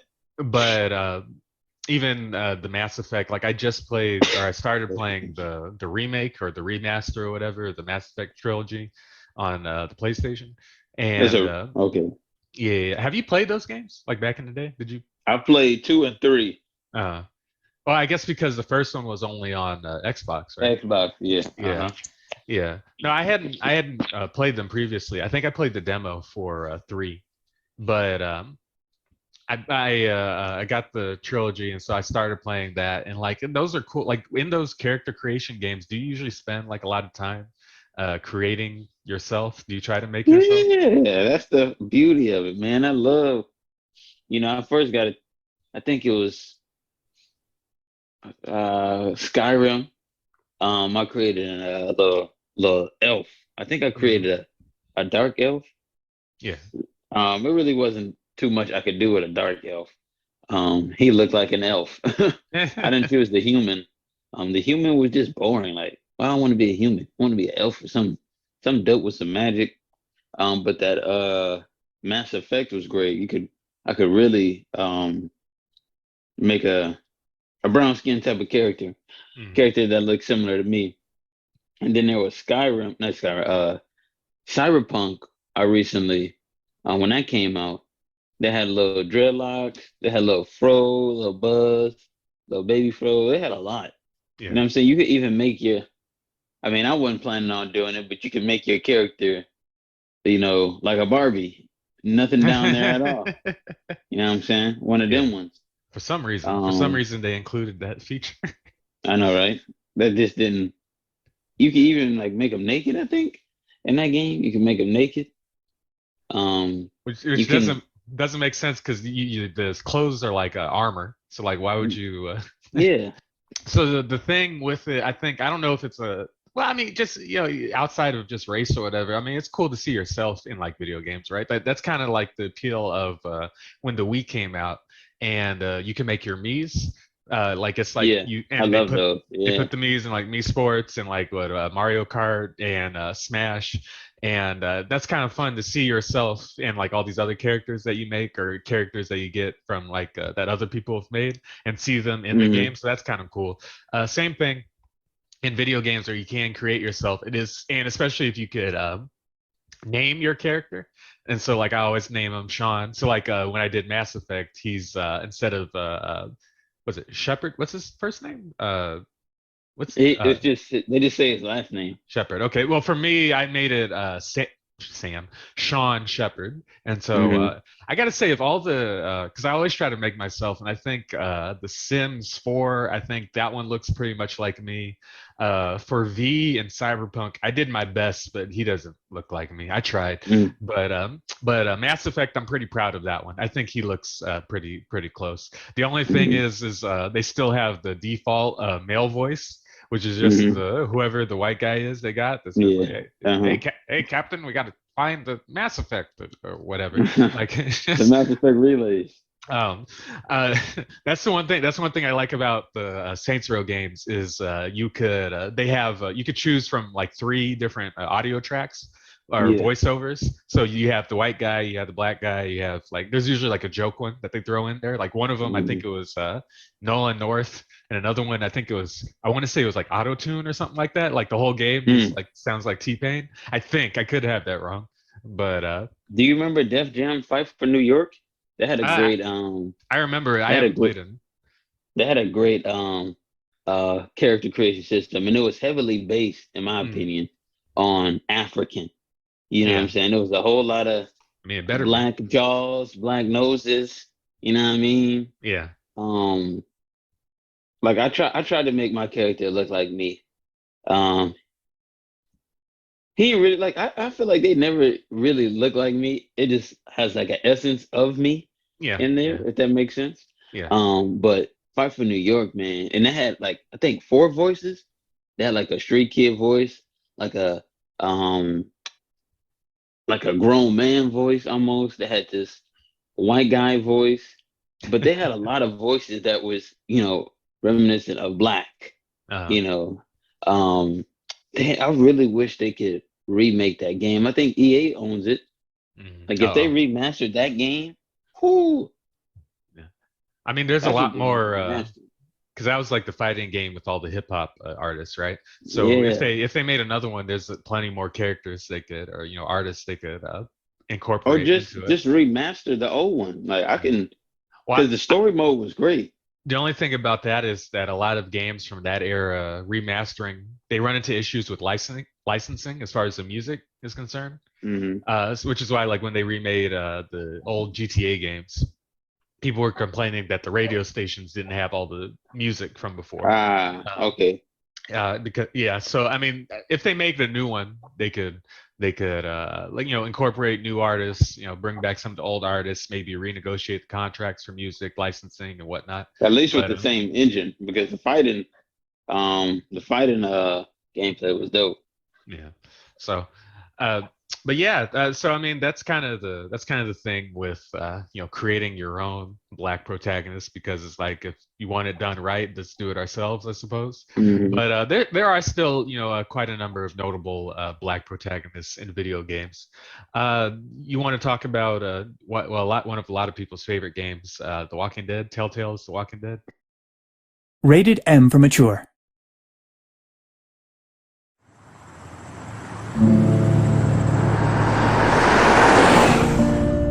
Well, I reckon you didn't do it then. Why do you say that? Now, I've driven a bunch of fellas down to this prison. Usually it's about now I get the I didn't do it. Every time?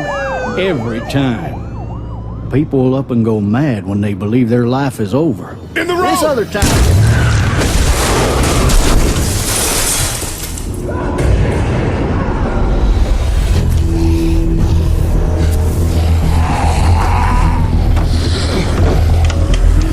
Hello? Anybody? You need to be quiet. Who is this? I'm Clementine. This is my house. You've been all by yourself through this? Yeah, I want my parents to come home now. I think that might be a little while. Staying put for too long is a mistake. Those things are all over the damn place. Personally, I'd appreciate the company of a guy who can knock a couple of heads together if he has to. I know who you are. And I know you're a killer. The world is ending out there. Who cares who I am?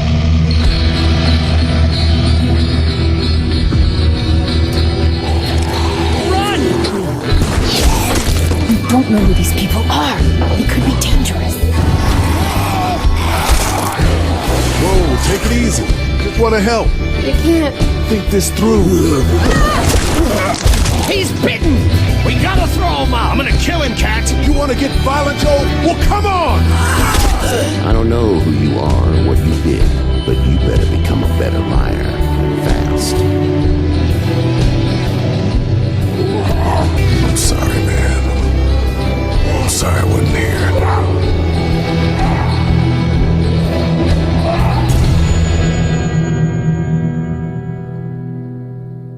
Oh, Telltale Walking Dead. That's my baby right there, dude. What's the guy's name? First, Lee? Lee. Yeah. Black man. I ain't never met no black man named Lee, but I'm Oh, I cool do. with it. I know. I think I know a couple. Really, that's crazy. But yeah, I first got a taste of that game. I was just on a PlayStation store looking at demos, and I saw that demo, downloaded it, played it. It was kind of weird. I was like, I ain't never played a game where you just point and click and the character just goes to it. And then they started incorporating. Once you started incorporating dialogue options for me, I love that. I love, that makes me feel like I'm in the game. Yeah. And Well, hold the on. You demo. haven't you haven't What? played like adventure games, like old PC games, like the LucasArts, like was it Monkey Island and was it Grim Fandango? You know what I'm talking about? Those old Nah, I never played those. Okay. Yeah, because I mean those are fun. That kind of genre where it's you walk into rooms, you try to find stuff to interact with, and then like you said, you get the dialogue and everything. It's kind of they're all like very story based. So like those games, they live and die off of how good the writing is, which is what people loved about The Walking Dead. But anyway, continue.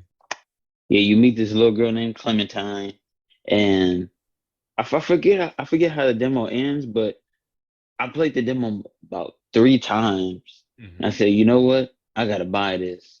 And I think at the moment, it wasn't out yet, or just the first episode was out, and they had a package where you get the season pass. And I said, you know what? I'm gonna get the season pass.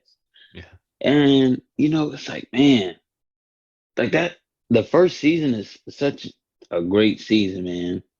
Like I remember, like they were releasing it like 3 months. They released one season, they released the next season 3 months later or 4 months later. And I remember waiting until 12 a.m. And I think this was I was a young boy. I think I was still in high school when this dropped. And I was staying up to like 1 in the morning trying to beat the level. There was one part where I ain't gonna spoil it, but anyways, I just love like how you start off as Lee. You start off as a criminal. You're on your way to jail, and the cop crashes the car, and the cop dies. But in the Walking Dead series, once you die, everyone's infected. Yeah, you know what I'm saying. He dies, and the cop tries to eat Lee while Lee's trying to maneuver at the police vehicle. It's such a good game, man. And its conclusion even better, even better. Yeah, the thing about those Telltale games, they're kind of choose your own adventure, where like you get decisions throughout the course of the game, either through dialogue or like actions you take, and that kind of influences how the story plays out. At least with the Telltale games, like it is kind of like a people describe it as like a diamond as far as the storytelling, where it'll give you choices to go left or right, but no matter what you do end up coming to the same conclusion. Like there's no way, the way that game ends, there's no way to avoid that. What changes, you could change the way in how it plays out specifically, but there's only so much you can do to influence the story. But like I never played the game, mainly because like I heard how it ends, and like I don't feel like going through that, and like I didn't feel like going through that trauma. It's definitely traumatic, bro. Like once, and the crazy part about it is once, spoiler alert for people who haven't played it, but Lee dies at the end, and it's so sad, bro, because you doing your best to protect this girl. You doing your best to be a dope dude. For me, at least, I had 2 saves. I had one where Lee was siding with this person, and the one we signed the other. But You're doing your best to protect this little girl. And you end up getting bit, bro. End up getting bit, and it's too late because there's one option where you can chop your arm off or you can keep it.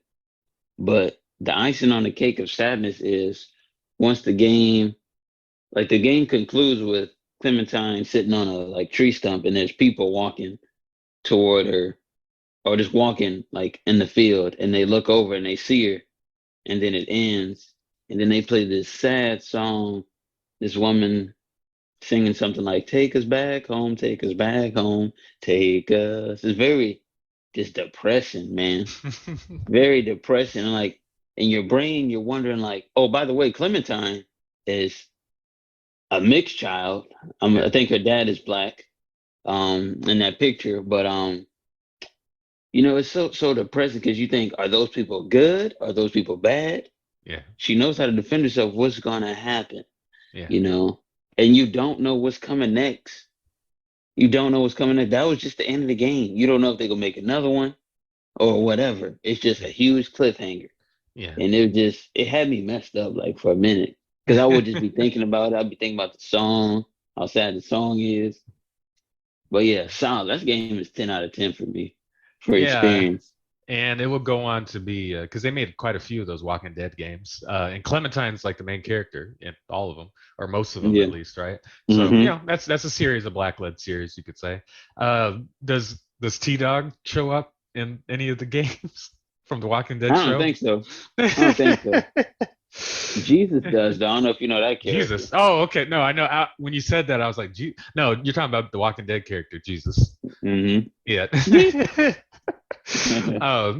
And I think Michonne shows up at some point. She has her own little game. Oh, she has her own game. Yeah. So no, they made quite a few, not just the Walking Dead games, but the new Batman. They had the Batman, got the Wolf, Wolf Among Us, and Among Us. Is that what it's called? Wolf Among Us? I think so. Yeah. And then there's Guardians of the Galaxy, Game of Thrones. Just that company. They were cranking those out for a while, for a minute, because they knew what was working.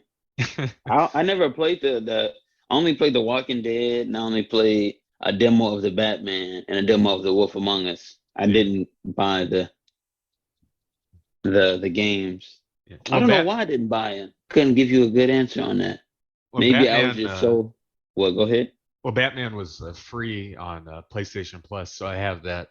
And I think I went on and got because they made a few of the Batman ones too. So I think I have 2 of them. I think. Yeah. Just they're in the backlog, but I heard they're good. I heard the stories are really good. So, but yeah. Anything else about Walking Dead before we? I was gonna say, as we're on the topic of black protagonists, I really wish there was a black protagonist game where it's a sci-fi. I really would love to see black protagonist, and not like I don't know if I told you. I don't think I did, but I just bought the Callisto Protocol, and I was saying to myself, this would be pretty dope. This would be pretty dope if it was I think I'd be selfishly black sometimes, but it's within reason. You know what I mean? Well, that's Josh Duhamel, right? The main character. Yeah, from he was in Transformers. He's Fergie's ex-husband. Fergalicious. Yeah. Well, I mean, like talking about black sci-fi leads, like you haven't played Deathloop, right? This is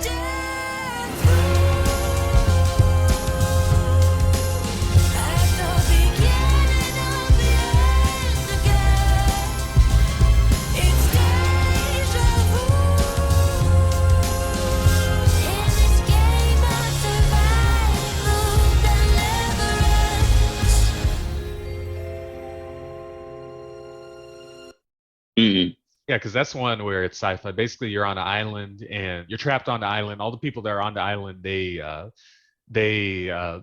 you're caught up in a loop where the day it's like Groundhog's Day, where the day repeats every day. And you play as this character named Colt, who's trying to break the loop, trying to figure out like why there's a loop. and trying to figure out what he has to do to get off the island and not have to repeat the same day. And the entire time he's being hunted by, well, he's black, Colt is black, and the entire time he's being hunted by this character named Juliana, who is also black, that's trying to stop him from breaking the loop. And so you're trying to figure out like what's going on, why does she hate you so much, like what's going on. That's one where the fact that they're black isn't inherent to the plot. Like it's just like that's what they are. It's just what they are, which is cool for the most part, except for the fact I'm not going to spoil the game, but there is a reason why both of them are who they are, and by the way the game ends, it kind of the story is kind of. Is there a racial undertone in it? No, there's not. But like the fact that they are black makes the ending kind of problematic because they don't address something that is kind of the way it ends kind of feeds into a stereotype that I don't think they intended. Did the white man save the day? No, it's not. It's not that. Okay. It's just like and I'm keeping it vague, but there's like a reveal that happens like kind of halfway through the game. And maybe by playing it, like you could figure out what's going on. But the reveal happens, and they don't really address it. Like they do, but they don't explain it to the extent that they need to. And by doing that, the way the game ends is kind of problematic because it's like you got to talk about this. You can't like that. That's not. Why are you just brushing this off? Like you got to. I am purposely keeping it vague. But is it?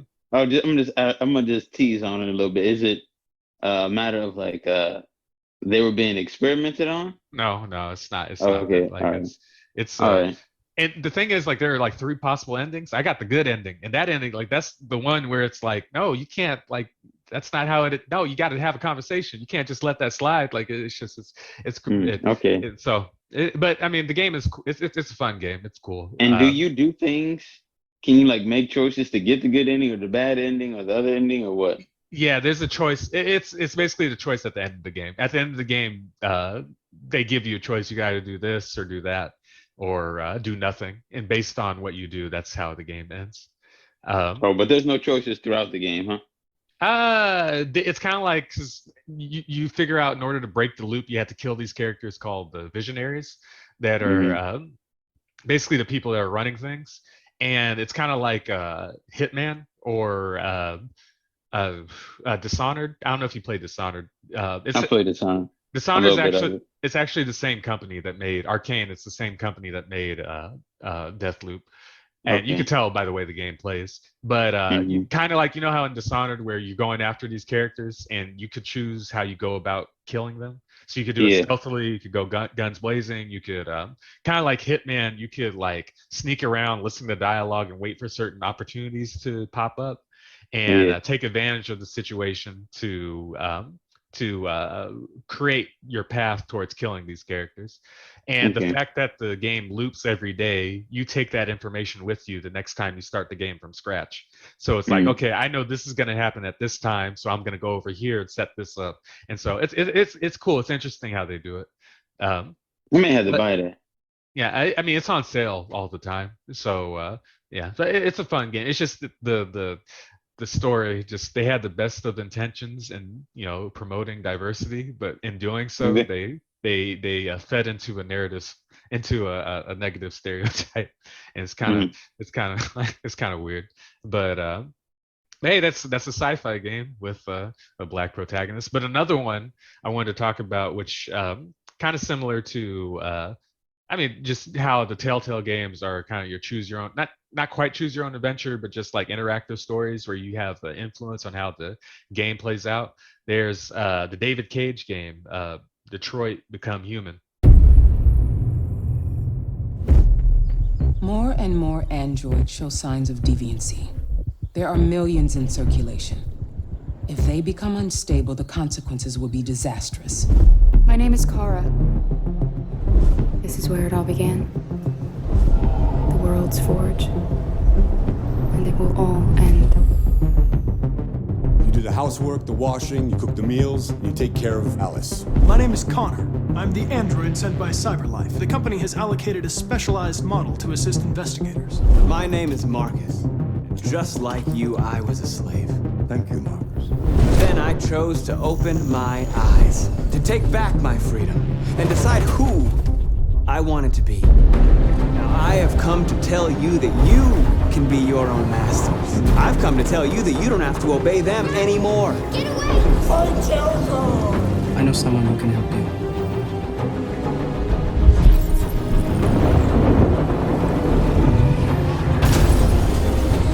Pull the trigger. How do I know you are not a deviant? They are not machines! I could take you there. Storyteller! Go! Save Alice!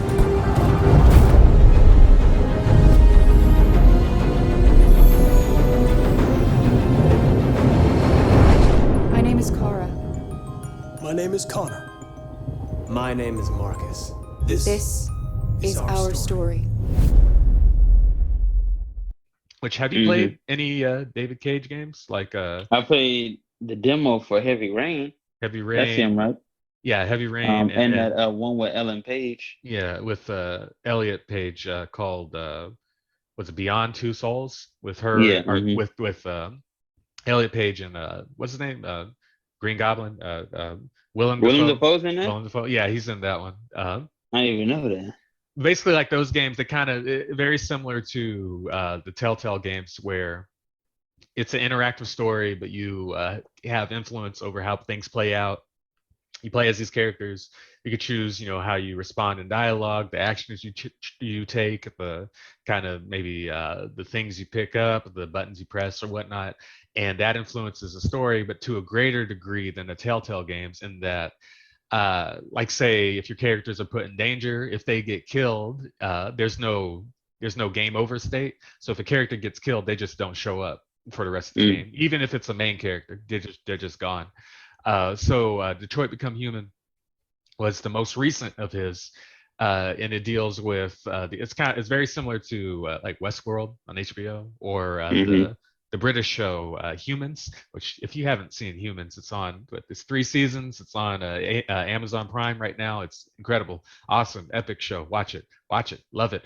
Anyway, but all these, they deal with robots, humanoid androids that are built to be servants of humanity, but eventually they gain sentience and they gain the autonomy. They realize, hey, we don't have to serve humans. We could do our own thing and break away from our programming.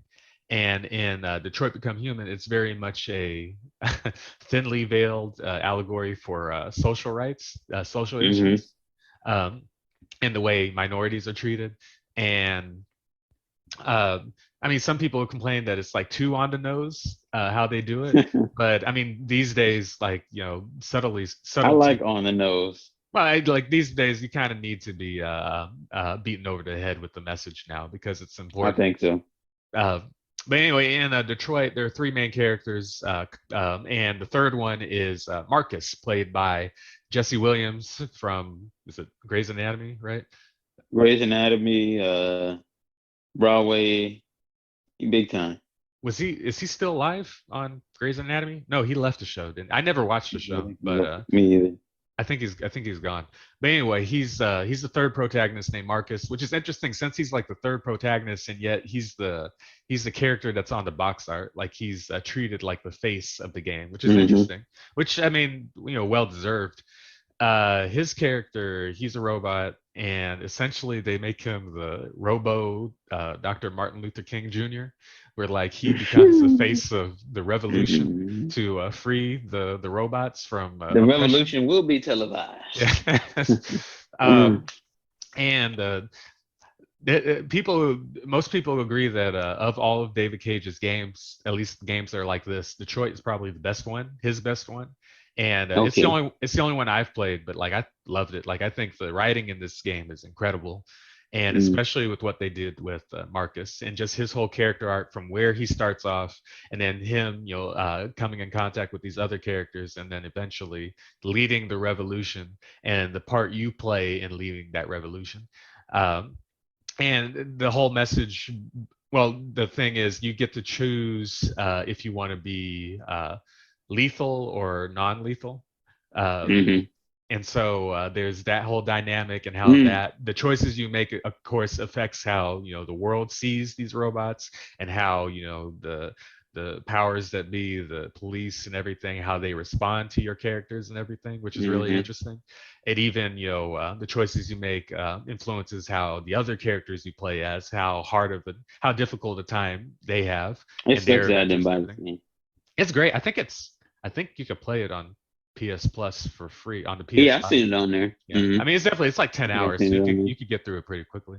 Um, but what I really loved about the game, I was surprised, how far they were able to take that character, especially taking the black character and giving him that, important of a role, and how impactful it is, and how much of an emotional connection I had to the character and to the events. So there's like a level where you're basically doing a freedom march where you're walking down the street, and Marcus, he's pointing. You could point to different robots on the street and say like, "Hey, be free! Like you don't have to serve these people and these humans anymore. Join me." And like over the Mm-hmm. course of the level, you're essentially building like an army of robots marching behind you. And at the end of the street, there's a police blockade, and they're holding their guns up to you, holding you at gunpoint, and you can choose to either surrender or rush to police. And of course, the way I was Mm. playing it, I chose to surrender. And so, like when you do that, all the robots, they just stop and they throw their hands up, like don't shoot. And it's like just a wave of hands going up, and it's such a powerful image. Mm. That it just the way they do it, it's like it's really you really feel it, which is cool, and especially nowadays, just given the Yeah, context of the current state of police relations and and everything. that came out a minute ago. Yeah, that was a while. I want to say 2018. Let me see. Let's see. Detroit. Really? I thought it'd be like 2016 or Nah, no, I could be 2018. wrong. 2018. 2018? All right. Yeah. Cool. There's another part where Marcus, he has a gun pulled on him, like the police, they pull a gun on him, and you get the choice to either sacrifice yourself and become a martyr or run away. And of course, I wanted to run away because I didn't want him to die, because he ended up being one of my favorite characters in the game. But I was so in the character's head, I knew that that would be out of character for him. So Mm-hmm. my heart was pounding in the moment, because you only get a limited amount of time to make these Yeah. decisions. And I was like, okay, I'm gonna Yeah. have to do it. I'm gonna have to bite the bullet on this one. Sacrifice. So I hit sacrifice, and fortunately, a character that I had saved earlier steps in and saves him, and so you end up surviving and going away. But the fact that you were willing to sacrifice, the robots, they saw that and they ended up respecting you for it. So Can you that was imagine if cool. you ran away and you're Yeah, like, hey, this guy's a chump. yeah, that would have been bad. But like again, like Bad for the dog. I would have been, I was on the edge of my seat the entire time, because like I was so emotionally involved in these characters, and the whole game is there's stuff like that throughout the whole game, not just with Marcus but with the other characters, especially when there's like an action scene and you have to do these quick time events and stuff. Like there's one part where these characters are crossing the street and on a freeway and these cars are coming, and you have to hit the buttons right, otherwise you're going to get hit by a car and die. The most intense thing I've ever done in my life. Like it's so, because like that's it, just one missed hit and that's it. Like there's no coming back. If you turn the game off, unplug it real quick. I mean, you could try, but I mean, not even just with Marcus. There's other characters. The character that people most likely like the most is the actual main guy, Connor, who's the white guy, and he's I believe he's a detective. He's teamed up with Mr. Krabs, with Clancy Brown, and they're doing an investigation. That guy's great. Like the actor does a really good job. I want to say he was nominated for a Game Award for his performance, I think. Really? But the thing is, I don't know what I did, because for whatever reason, Connor, for story reasons, he's the only character that can die and come back a number of times. But for whatever reason, the first time I played the game, I was playing so poorly, or my decisions were so bad that at a point he just died like a third of the way through the game, like for good. Like he didn't come back, and so like I had to spend the rest of the game without one of the main characters in it, and so like it was so weird. Like, in credit to how the game is set up, like it's seamless. Like the rest of the story plays out the way it does, and you still feel fulfilled. But after I beat it, I went back and played it again. I made sure that Connor stayed alive, And since he was around for the end of the game, the last part was completely different. Like there's an Mm. entire big climactic battle at the end that I didn't even know was supposed to happen. Wow. It was just really cool. So just in general, even outside of the the racial stuff and the stuff with involving having a black protagonist, that game's great. It's one of my favorite games of all time. Detroit Become Human. So definitely, I'm pretty sure it's free. I'm pretty sure you could play it if you have PS Plus on the PS5. So definitely check Okay. it out. Um, well, before we do move on to the next one, just a question for games like this where you can make a choice to either be a good guy or a bad guy. Uh, do you have a hard time being a bad guy and stuff like this? So one of the games that's you can choose what kind of person you're gonna be. Mass Effect is one of them, but Infamous does a I knew you great were gonna job talk. I at knew you were that. gonna say Infamous. I knew that was Infamous, what you that's were one of gonna my say. favorites because like when you're a good guy, all your moves are passive. Like you don't kill anyone.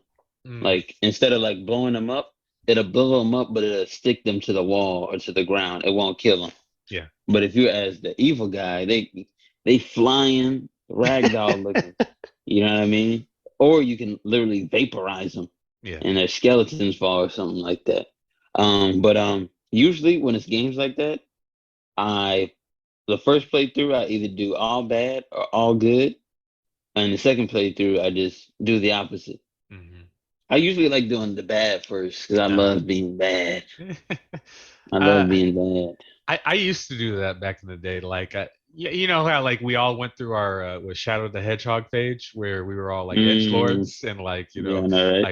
it's that meme where it shows the Bob the Builder theme song and it said when they're like, can we do it, and you go, no we can't. You know how, and as kids we used to do that and we were proud of ourselves for being edgy. Mm-hmm. um it was like that. So like I was in that phase when I played Infamous. So for both of those two games I did the evil path. And just Mm-hmm. thinking back on it, like those both have like incredibly depressing endings, especially the second game, if you Yeah. do the evil. So these days I don't have the heart to do it. Like I can't. Like I feel bad for the characters if I Mhm. if I choose to be evil. Yeah, like I feel you. well, even like in Detroit there's an option where the main guy Connor, he could choose to, because he's the last character to decide to break his programming, so he gets a choice Mm-hmm. to either become completely autonomous or just fall back and serve the humans. And of course you're Mm-hmm. supposed to break your programming, right, and help out the other guys. But there's a choice, there's a whole section of the game where he decides to serve the humans and he turns evil, quote unquote evil. And I can't make that decision. I don't know what happens in that part because I don't have the heart to do it. Like Mm-hmm. that's just gonna remain a mystery to me because like I can't betray my friends. Like that's just bad. Um, but uh, That's well, funny. when you and I brought up black protagonists in video games, I'm sure most of our audience, at least people of a certain age, instantly what came to mind were the Grand Theft Auto protagonists, CJ from San Andreas and Franklin from GTA 5. And how do you play? Did you play San Andreas when it came out? Of course. With inputting the cheat codes and everything. um, I mean, I didn't play it when it came out. I'm sure that doesn't surprise anybody. Like I didn't have a PlayStation mhm. at the time, and also like just the reputation that game had at the time. There's no way I would Yeah. have been able to play And it. there was a whole lot of mods on there, or people doing mods on it. Yeah. Um, I did. it I kind did. of, Oh, go ahead. Go ahead. I was gonna say, kind of, I feel like CJ's character, um, as the game progresses, his character gets dull. Like I just feel like you're just him, experiencing this world. Yeah. In the beginning, it kind of alludes to the fact that his mom died. He coming home. He's revisiting his neighborhood, meeting new faces. But as the game progressed, I feel like he levels up Uh, from what he used to be. But like when it comes to character development, for me, I feel like it's non-existent, or I just don't care about it. But it's a fun game to play. It's fun being CJ, but when it comes to like the character, it's like I well, guess. All he had You to do know. was follow the train, right? He just had to follow the train. When All you I had to do was follow the train, CK. I played briefly. I played the remake that came out. I guess was it this year or last year? The I think it was GTA this year. trilogy. Yeah, And this year. of course that was a whole situation. But that was my first time. I was excited to play San Andreas, but I Mm-hmm. could tell it was good for the time. And of those 3 games, obviously it's the most recent one of that trilogy, so it's the most Yeah. advanced. And for what it was fun. But the thing is, I did play GTA 5 like not long after it first came out back in the day, back in Mm-hmm. the PS3 days, well, tail end of the PS3 era, and Yeah. that game's great. Like obviously, like GTA 5 is incredible. Like it's one of the best games ever made. It's still, yeah, it's still getting, they still making money out there, bro. It It's came out when I was still in high school. yeah, High exactly. school. 2013. But the thing is, that game is so good that it makes the games I don't know about 4. I haven't played 4, but it makes the previous games before then not age as well, which is why I only Yeah. played a little bit of San Andreas. But 5, you have Franklin, and I would say like for what they were going for, I think the writing was good for him at least. Like it does feel authentic, and it does feel like the dialogue's really good. It's fun.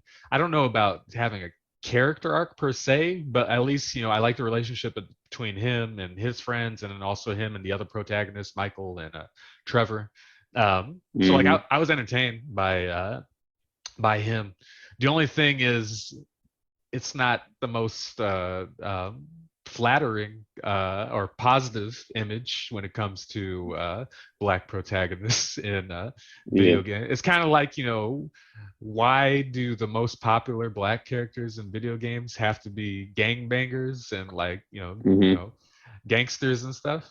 Which Mm-hmm. kind of brings me to the character I did want to bring up, which is the But protagonist of before you say that, Oh, okay, yeah. before you said, I was gonna say, I hear what you're saying. That we definitely see that a lot. Yeah. But I also look at it as, all 3 of those characters are odd. Are you talking about Trevor is an Michael and odd, Trevor? Yeah, okay. yeah, like Trevor's an odd character. I That's think putting it Michael lightly. was, I know, right? Michael was, wasn't he cheating on his wife or something like that? I don't think he was cheating on. Well, she was cheating on him with the yoga Okay, instructor. Yeah. yeah. What was wrong with Michael? Well, he was What just. was his flaw? I mean, he was having a midlife crisis. So like he was just Okay, he was a bored middle-aged white guy, and he's trying to figure out what to do, and and he was well off. he was well off, and he felt entitled, and he felt like he felt like it was everyone else's problem what was happening to him except for him. Like it was everyone else's Hmm. fault. And he didn't like take responsibility for his actions at first, and then as the game progresses that kind of changes, and his relationship with his family and the other characters kind of change. But anyway, continue. Yeah, that was it. That's all I was gonna say. Well, like you At were least saying, all of them was low lives in a sense, they were and all they banded together to become better and like rob banks. I mean, they were all like terrible people. So, Yeah. it's Hmm. not just Franklin. But what I was saying is just like, it is a shame that he That's what. is him and CJ are iconic, and it's a shame that, the kind of characters that they are, which is Yeah. why I was very happy to see the protagonist from Watch Dogs 2. Once in the system, always in the system. The amount of personal data that thing is collecting is mind-blowing. Violating the public trust, manipulating the stock markets, the lies, the fraud. I say together, we tear down the wall. We undeniable. We undeniable. We undeniable. All right, you need 2 things to take down Bloom. You need to get people to rally behind your cause to separate you from the trolls. And we need bots, and a lot of them to handle the data CTOS is processing. But you can get followers to download the app, and we can use their processing power for the cause. Distracting enough for you? Barbarians are at the gate and ready to bust some Roman heads. Swinging my hockey stick. This ain't a quiet group. Tell the entire truth. And let it set you free. We undeniable. We undeniable.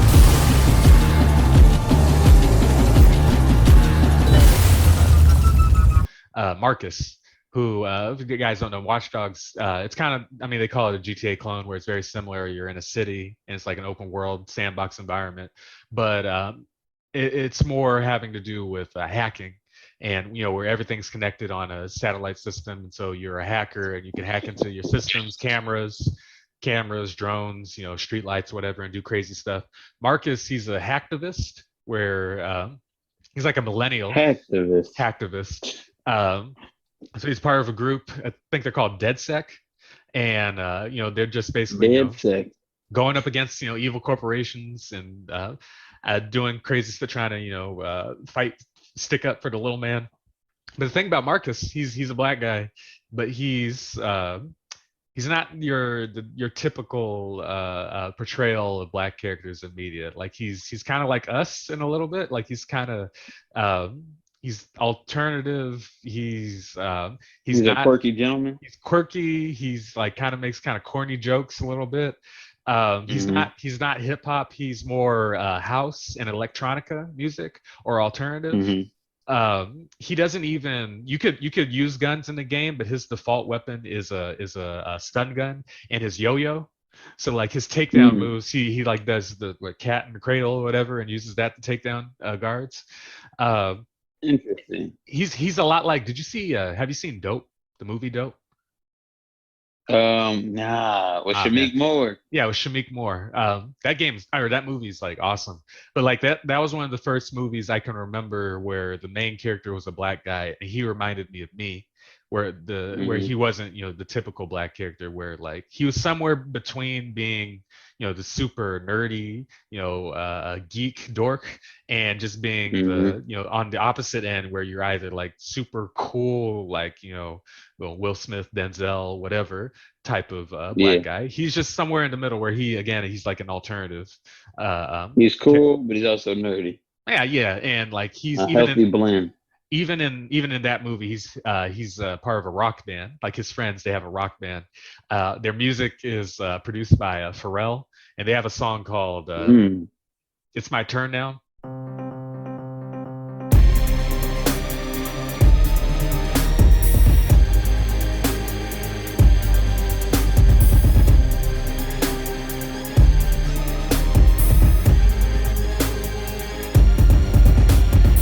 And I know it's off topic, but like, listen to that song. That song is awesome. Like, it is incredible. My turn now. It's my turn now. But anyway, Marcus from Watch Dogs reminds me of him, and so it was an interesting thing to see that in a video game. And more, I mean, still, he's a hacktivist, so that means he's breaking into people's property and like doing crazy stuff. But at least he's he's not a gangbanger like or a wannabe gangbanger like Franklin, which was interesting. Also, there's a joke in. Did you play Watch Dogs 2? No, I only played number 1. Okay, so that was another game that I love the first Watch Dogs, but I'm trying to figure out like what. I think probably because I had like the PS3, and I think the that like released on PS4, right? Yeah, because there was like a moment where the PS4 was running better than the PS3, and I didn't have the PS4. Right. I just had the PS3, so I was like, man, I'm not about to play this PS4 game on this PS3. Yeah. You know what I mean? Would have been the Cyberpunk before Cyberpunk. Situation. There's a joke where, because they're in your little hacker group, there's another black guy, and they make a joke, and it was during the game came out during the Obama administration, and there's a joke where they say, I may butcher this, but they say, what do you call a building where a bunch of white guys have to listen to a black guy? And he says what? And he says the White House, and they do the high fives and the fist bump, and that was really cool. So back when that's a throwback. So but yeah, Marcus is I like him as a black protagonist. Another one in the same genre as far as open world sandbox, there's Lincoln Clay in Mafia 3. All I really want is for everything to go back the way that it was before that night.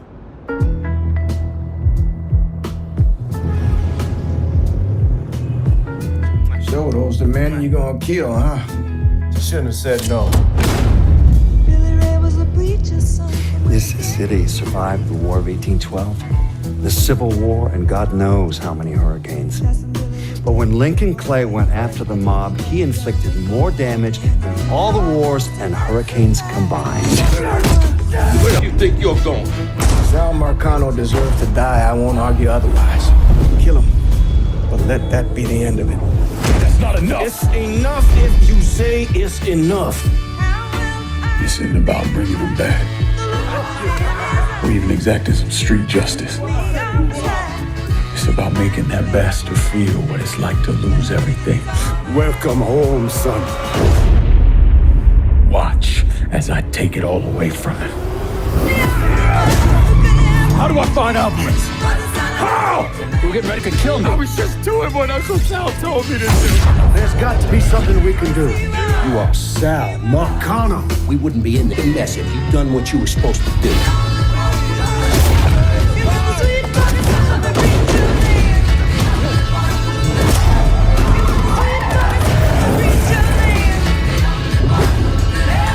This is a one-way road. Once you start down it, there ain't no turning back. You are who you are. No point in arguing with yourself about it.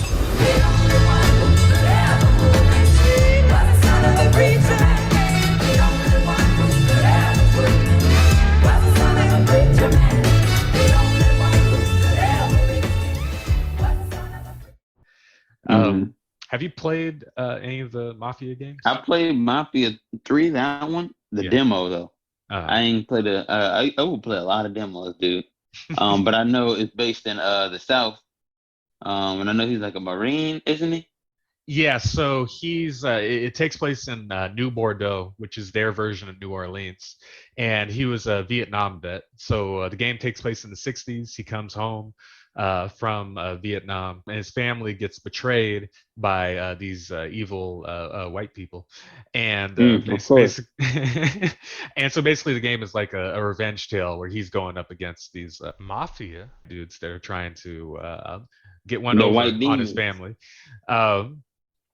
So the thing is, it takes place in the 60s, and everything is it's definitely true to the time period. Like Lincoln, he goes around being called out of his name, just driving down the city for no reason. People are just calling him, the Klan, they're roaming around, they're doing their thing. But the thing is, Lincoln, he's a vet, so he's armed to the teeth.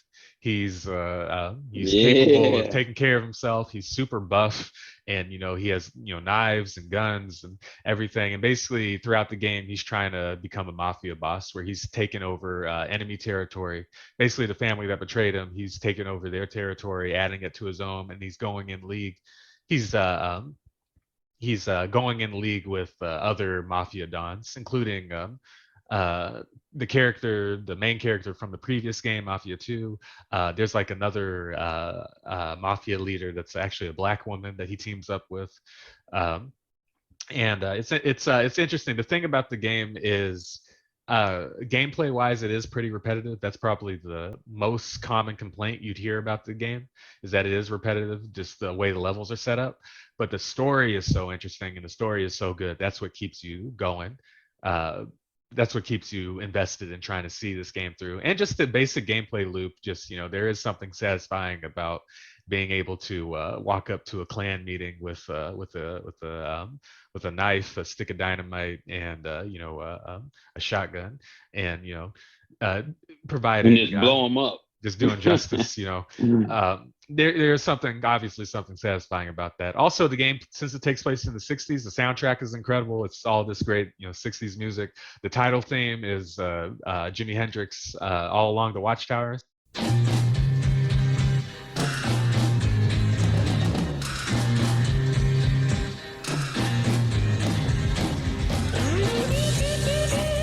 So the dun dun dun dun dun dun dun dun dun dun dun. But all the classic 60s music, 60s R&B, 60s classic rock and pop. You got two versions of You Keep Me Hanging On. You got the version by the Supremes that most people know. Set me free, why don't you, baby? but also the version by Vanilla Fudge.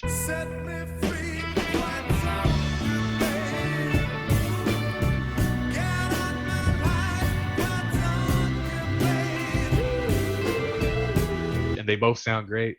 So that game's great. Like, I know you only played the demo, but you should. It's worth a playthrough. It's not perfect as far as like GTA clones go. It's by far not at all like my favorite, but it is a fun time. Okay. So I don't know if you remember one of the OGs of the open worlds, True Crimes. Yeah, I never played them, but at first we're talking about black protagonists, but the first one was an Asian protagonist, which was great. Yeah. Really great game. And then there was the number 2. That was True Crime Streets of LA with the Asian guy. Then there was True Crime Streets of New York. Yeah. And that guy was a black dude, some cornrows. He was a detective. Yeah. And it was so funny because he didn't wear no suit. He had like a little hoodie, a little t-shirt. Yeah. His little badge. And like you could interrogate people. Like you could, go to somebody who you think may be a suspect or whatever, and it's like cuff them. You can search them. And you'd be like, so tell me about blah blah blah blah. I ain't telling you nothing. And there's like an option to like verbally talk to them or like smack them upside the head to give you information. I never beat that game. I only played it a little bit, but it was fun, man. Yeah. It was fun. For the moment I did play it, it was fun. Well, I remember one of the latest true crime games. Eventually, they changed it and they turned it into Sleeping Dogs. Which, have you played Sleeping Dogs? Nah, that game. I don't think so. Sleeping Dogs is it's another GTA clone, but it takes place in Hong Kong. The main character is an Asian protagonist. He's a cop, but he goes undercover in the triads. Trying to, I mean, it's the basic, going undercover with because he has ties to the organization. He grew up with some of the people in the organization, and so he's using that to go up the ladder and go up against the big fish that the cops are trying to fish out. But that game is awesome. As far as GTA clones go, that is my favorite. Like Sleeping Dogs is actually one of my favorite games of all time. Like, it is so fun. The driving in that game, driving around the city, is so crazy. It's so arcadey. I'm trying to remember. It's a lot of fun. It came out on the PS3, and then they did a remake, not a remake, but like an updated version or whatever, where they added stuff to it for the PS4. When did San Andreas come out? San Andreas? Or Grand Theft Auto 3. Hold on. San Andreas came out in 2004. Okay. So and True Crime the Streets of LA came out in 2003. Man, that's another game that if they remade, it was good. The fighting scenes were so dope, and also like there's like a moment of mysticism where I think you like go against like a dragon almost.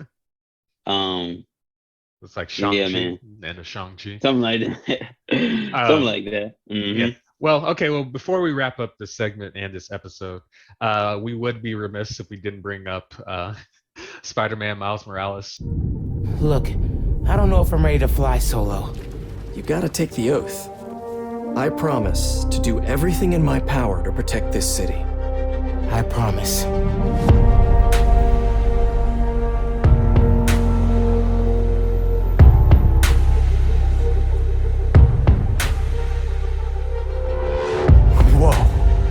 Qué guapo. Gracias, mami. Guys, I wanted to thank you. Both of you. You need to lay low. Don't trust anybody, and don't take off that mask. This message is for Roxxon. The underground will stop it. They need you. Miles, what's the underground doing? They're after Newform. Tinkerer, stop! Gotta say, I'm disappointed, bud. Krieger. You think you can beat the Tinker? Roxxon, you can't! Every time I think I got this Spider-Man thing figured out, something goes wrong. Miles, our family doesn't give up. Whenever you say Spider-Man, you always mean the other one. You're Spider-Man. You can fix this. Your way. This is my time. I'm seizing the moment cause I gotta go for the time's gone. Ain't scared of the dark cause I'm bringing the light when the night's gone. I shine on. I see it coming, I don't need a sign. Just a moment, I'ma make it mine. This is my time. My time now. My time.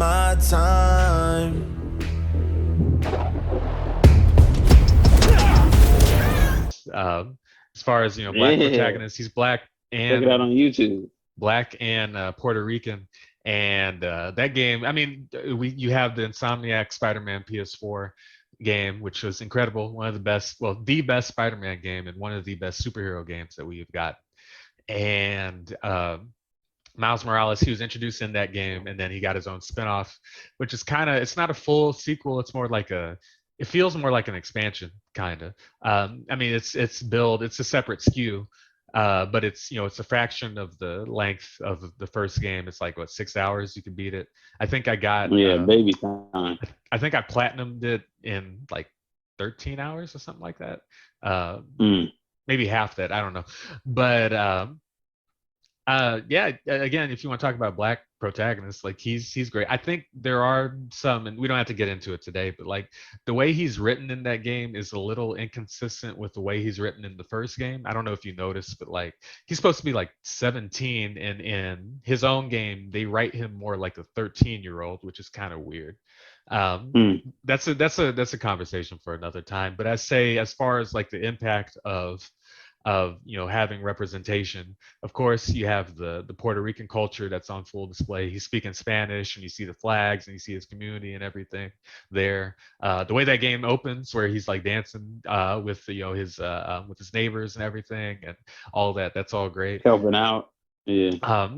But I don't know if you had the same experience that I did, but in this game you have the side quests, and well, okay, so the thing is, before I get into that, I heard that there was something in the city that you could find that I wanted to see, and I didn't see it. I was going through the game, I was almost done with it, and I didn't see that thing. And so I figured, okay, well, after I beat the game, I'm just going to look up where it is in the city, and I'll just go up to it. But so you do these side quests, and the side quests are him helping out the citizens of the city. And once you do all the side quests, they say, hey Miles, we all pitched together and got something for you. And so you see the waypoint on the city, you do the web swinging, you go up to it, and man, the way they do it is so beautiful. Like you go up to the marker, and you swing up, and you see this gorgeous wall, this gorgeous mural that says Black Lives Matter.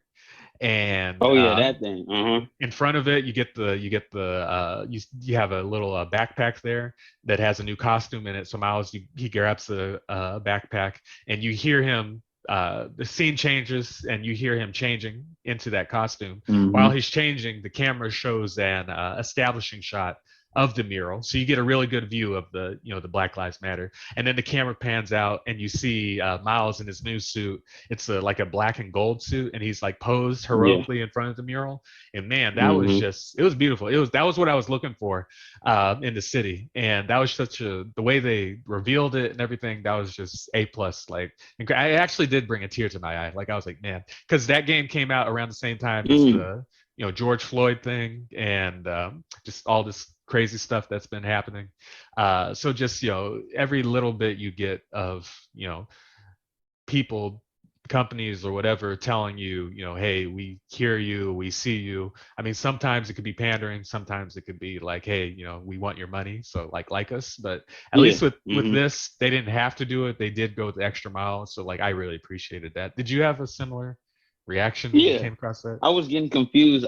I was getting confused. I thought you was talking about this other moment where you can find a special statue in the city, but I thought that was real nice, dude. Yeah. I didn't a tear didn't get brung to my eyes, but I was just looking at it, I was like, this looks real nice, man. Yeah. Like they really put the effort in to make this look dope. And yeah, man. I remember that part, dude. My favorite costume though was the Prowler though. I love that Prowler costume. And the Prowler, he always looks like a Deadpool to me. At least in the movie and in the comics, he looks like Deadpool. I don't know why. It's I don't the know. eyes and the mask. Yeah, 100%. I wonder if it's similar art, the same artist that did it or whatnot. I'm not entirely sure. Also, at the end of the game, there's a part where Miles, he suits up and he like swings off. All the games and movies they end with him doing the heroic Swinging. swing. Yeah, with the spider. There's a reporter that talks to some of the citizens and they say something to the effect of, "Hey, who is that? Who is he? Who is that guy?" And the guy, it's a black guy, and he says, "That guy, he's our Spider-Man." And of course, like it's it's the saying like he's the Spider-Man. He's only ours. He's only gonna save us. But no, Not yours. It's like he's the Spider-Man of Brooklyn, representing the minorities and everything, but also he's ours as in the culture. That's a black man. The black Spider-Man, the Puerto Rican Spider-Man, and everything. That got me too. I was like, man, that is pretty sweet. Also during the credits, they have like a tribute to Chadwick Boseman too, which was nice.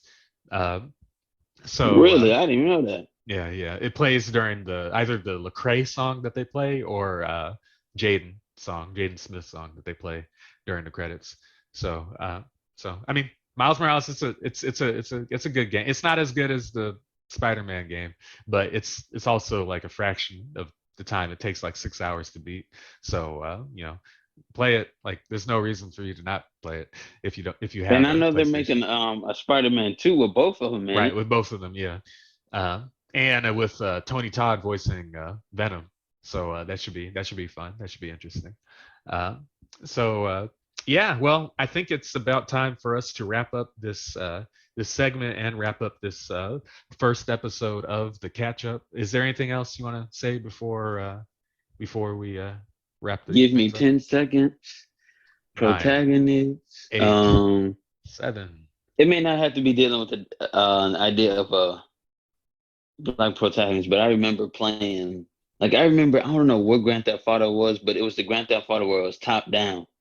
Like one of the first ones, 1 or 2. Yeah, one of the first ones. I remember playing it as a little kid, and I was just like, man, this is so fun. I don't know what's that as a little kid. I forget who. Like, I think it was one of my friends or my neighbors, because that was back in Louisiana. Friends or neighbors, and I remember playing that.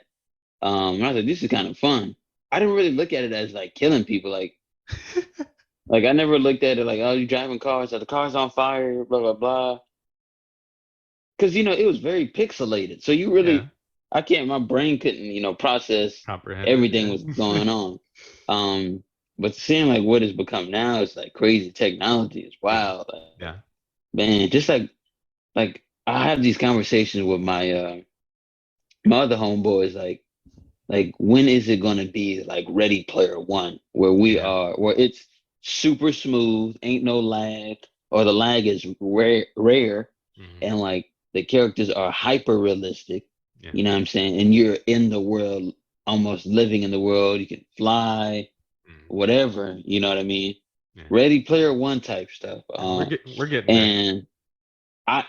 It's like, I can't wait, bro, because I love games. I love playing games, but I gotta make sure, it doesn't isolate. I don't think it will. I don't think video games will ever isolate me from society, because I just very much enjoy speaking in person. Yeah. Going out, even if it's by myself. I like doing things in public. It's balance, bro. You can't be at the house all day. Yeah. You can't be on the game all day. We gotta go out there, smell the breeze, smell the carbon emissions. Yeah. And burning houses. You know what I mean? And the COVID in the air. And the COVID and the monkeypox. And on that note, all right, guys. Well, thank you for listening to this awesome. Well, hopefully it's an awesome first episode of our show. It's awesome. We have a lot of great episodes and great guest co-hosts coming up. great topics, good conversations, and everything. And it's still a work in progress, but that's you got to start somewhere. And what I think what we have in store, we will definitely be something we all can be proud of. And I look forward to it. Thank you again, Dameon, for agreeing to do this with me, be my Absolutely. co-pilot on this epic journey that is this show. So without further ado, ladies and gentlemen, this has been the Catch Up, the Sean and Dameon Show. I am Sean. I am Dameon. Yes, and we'll catch you on the next one. Take care. Peace.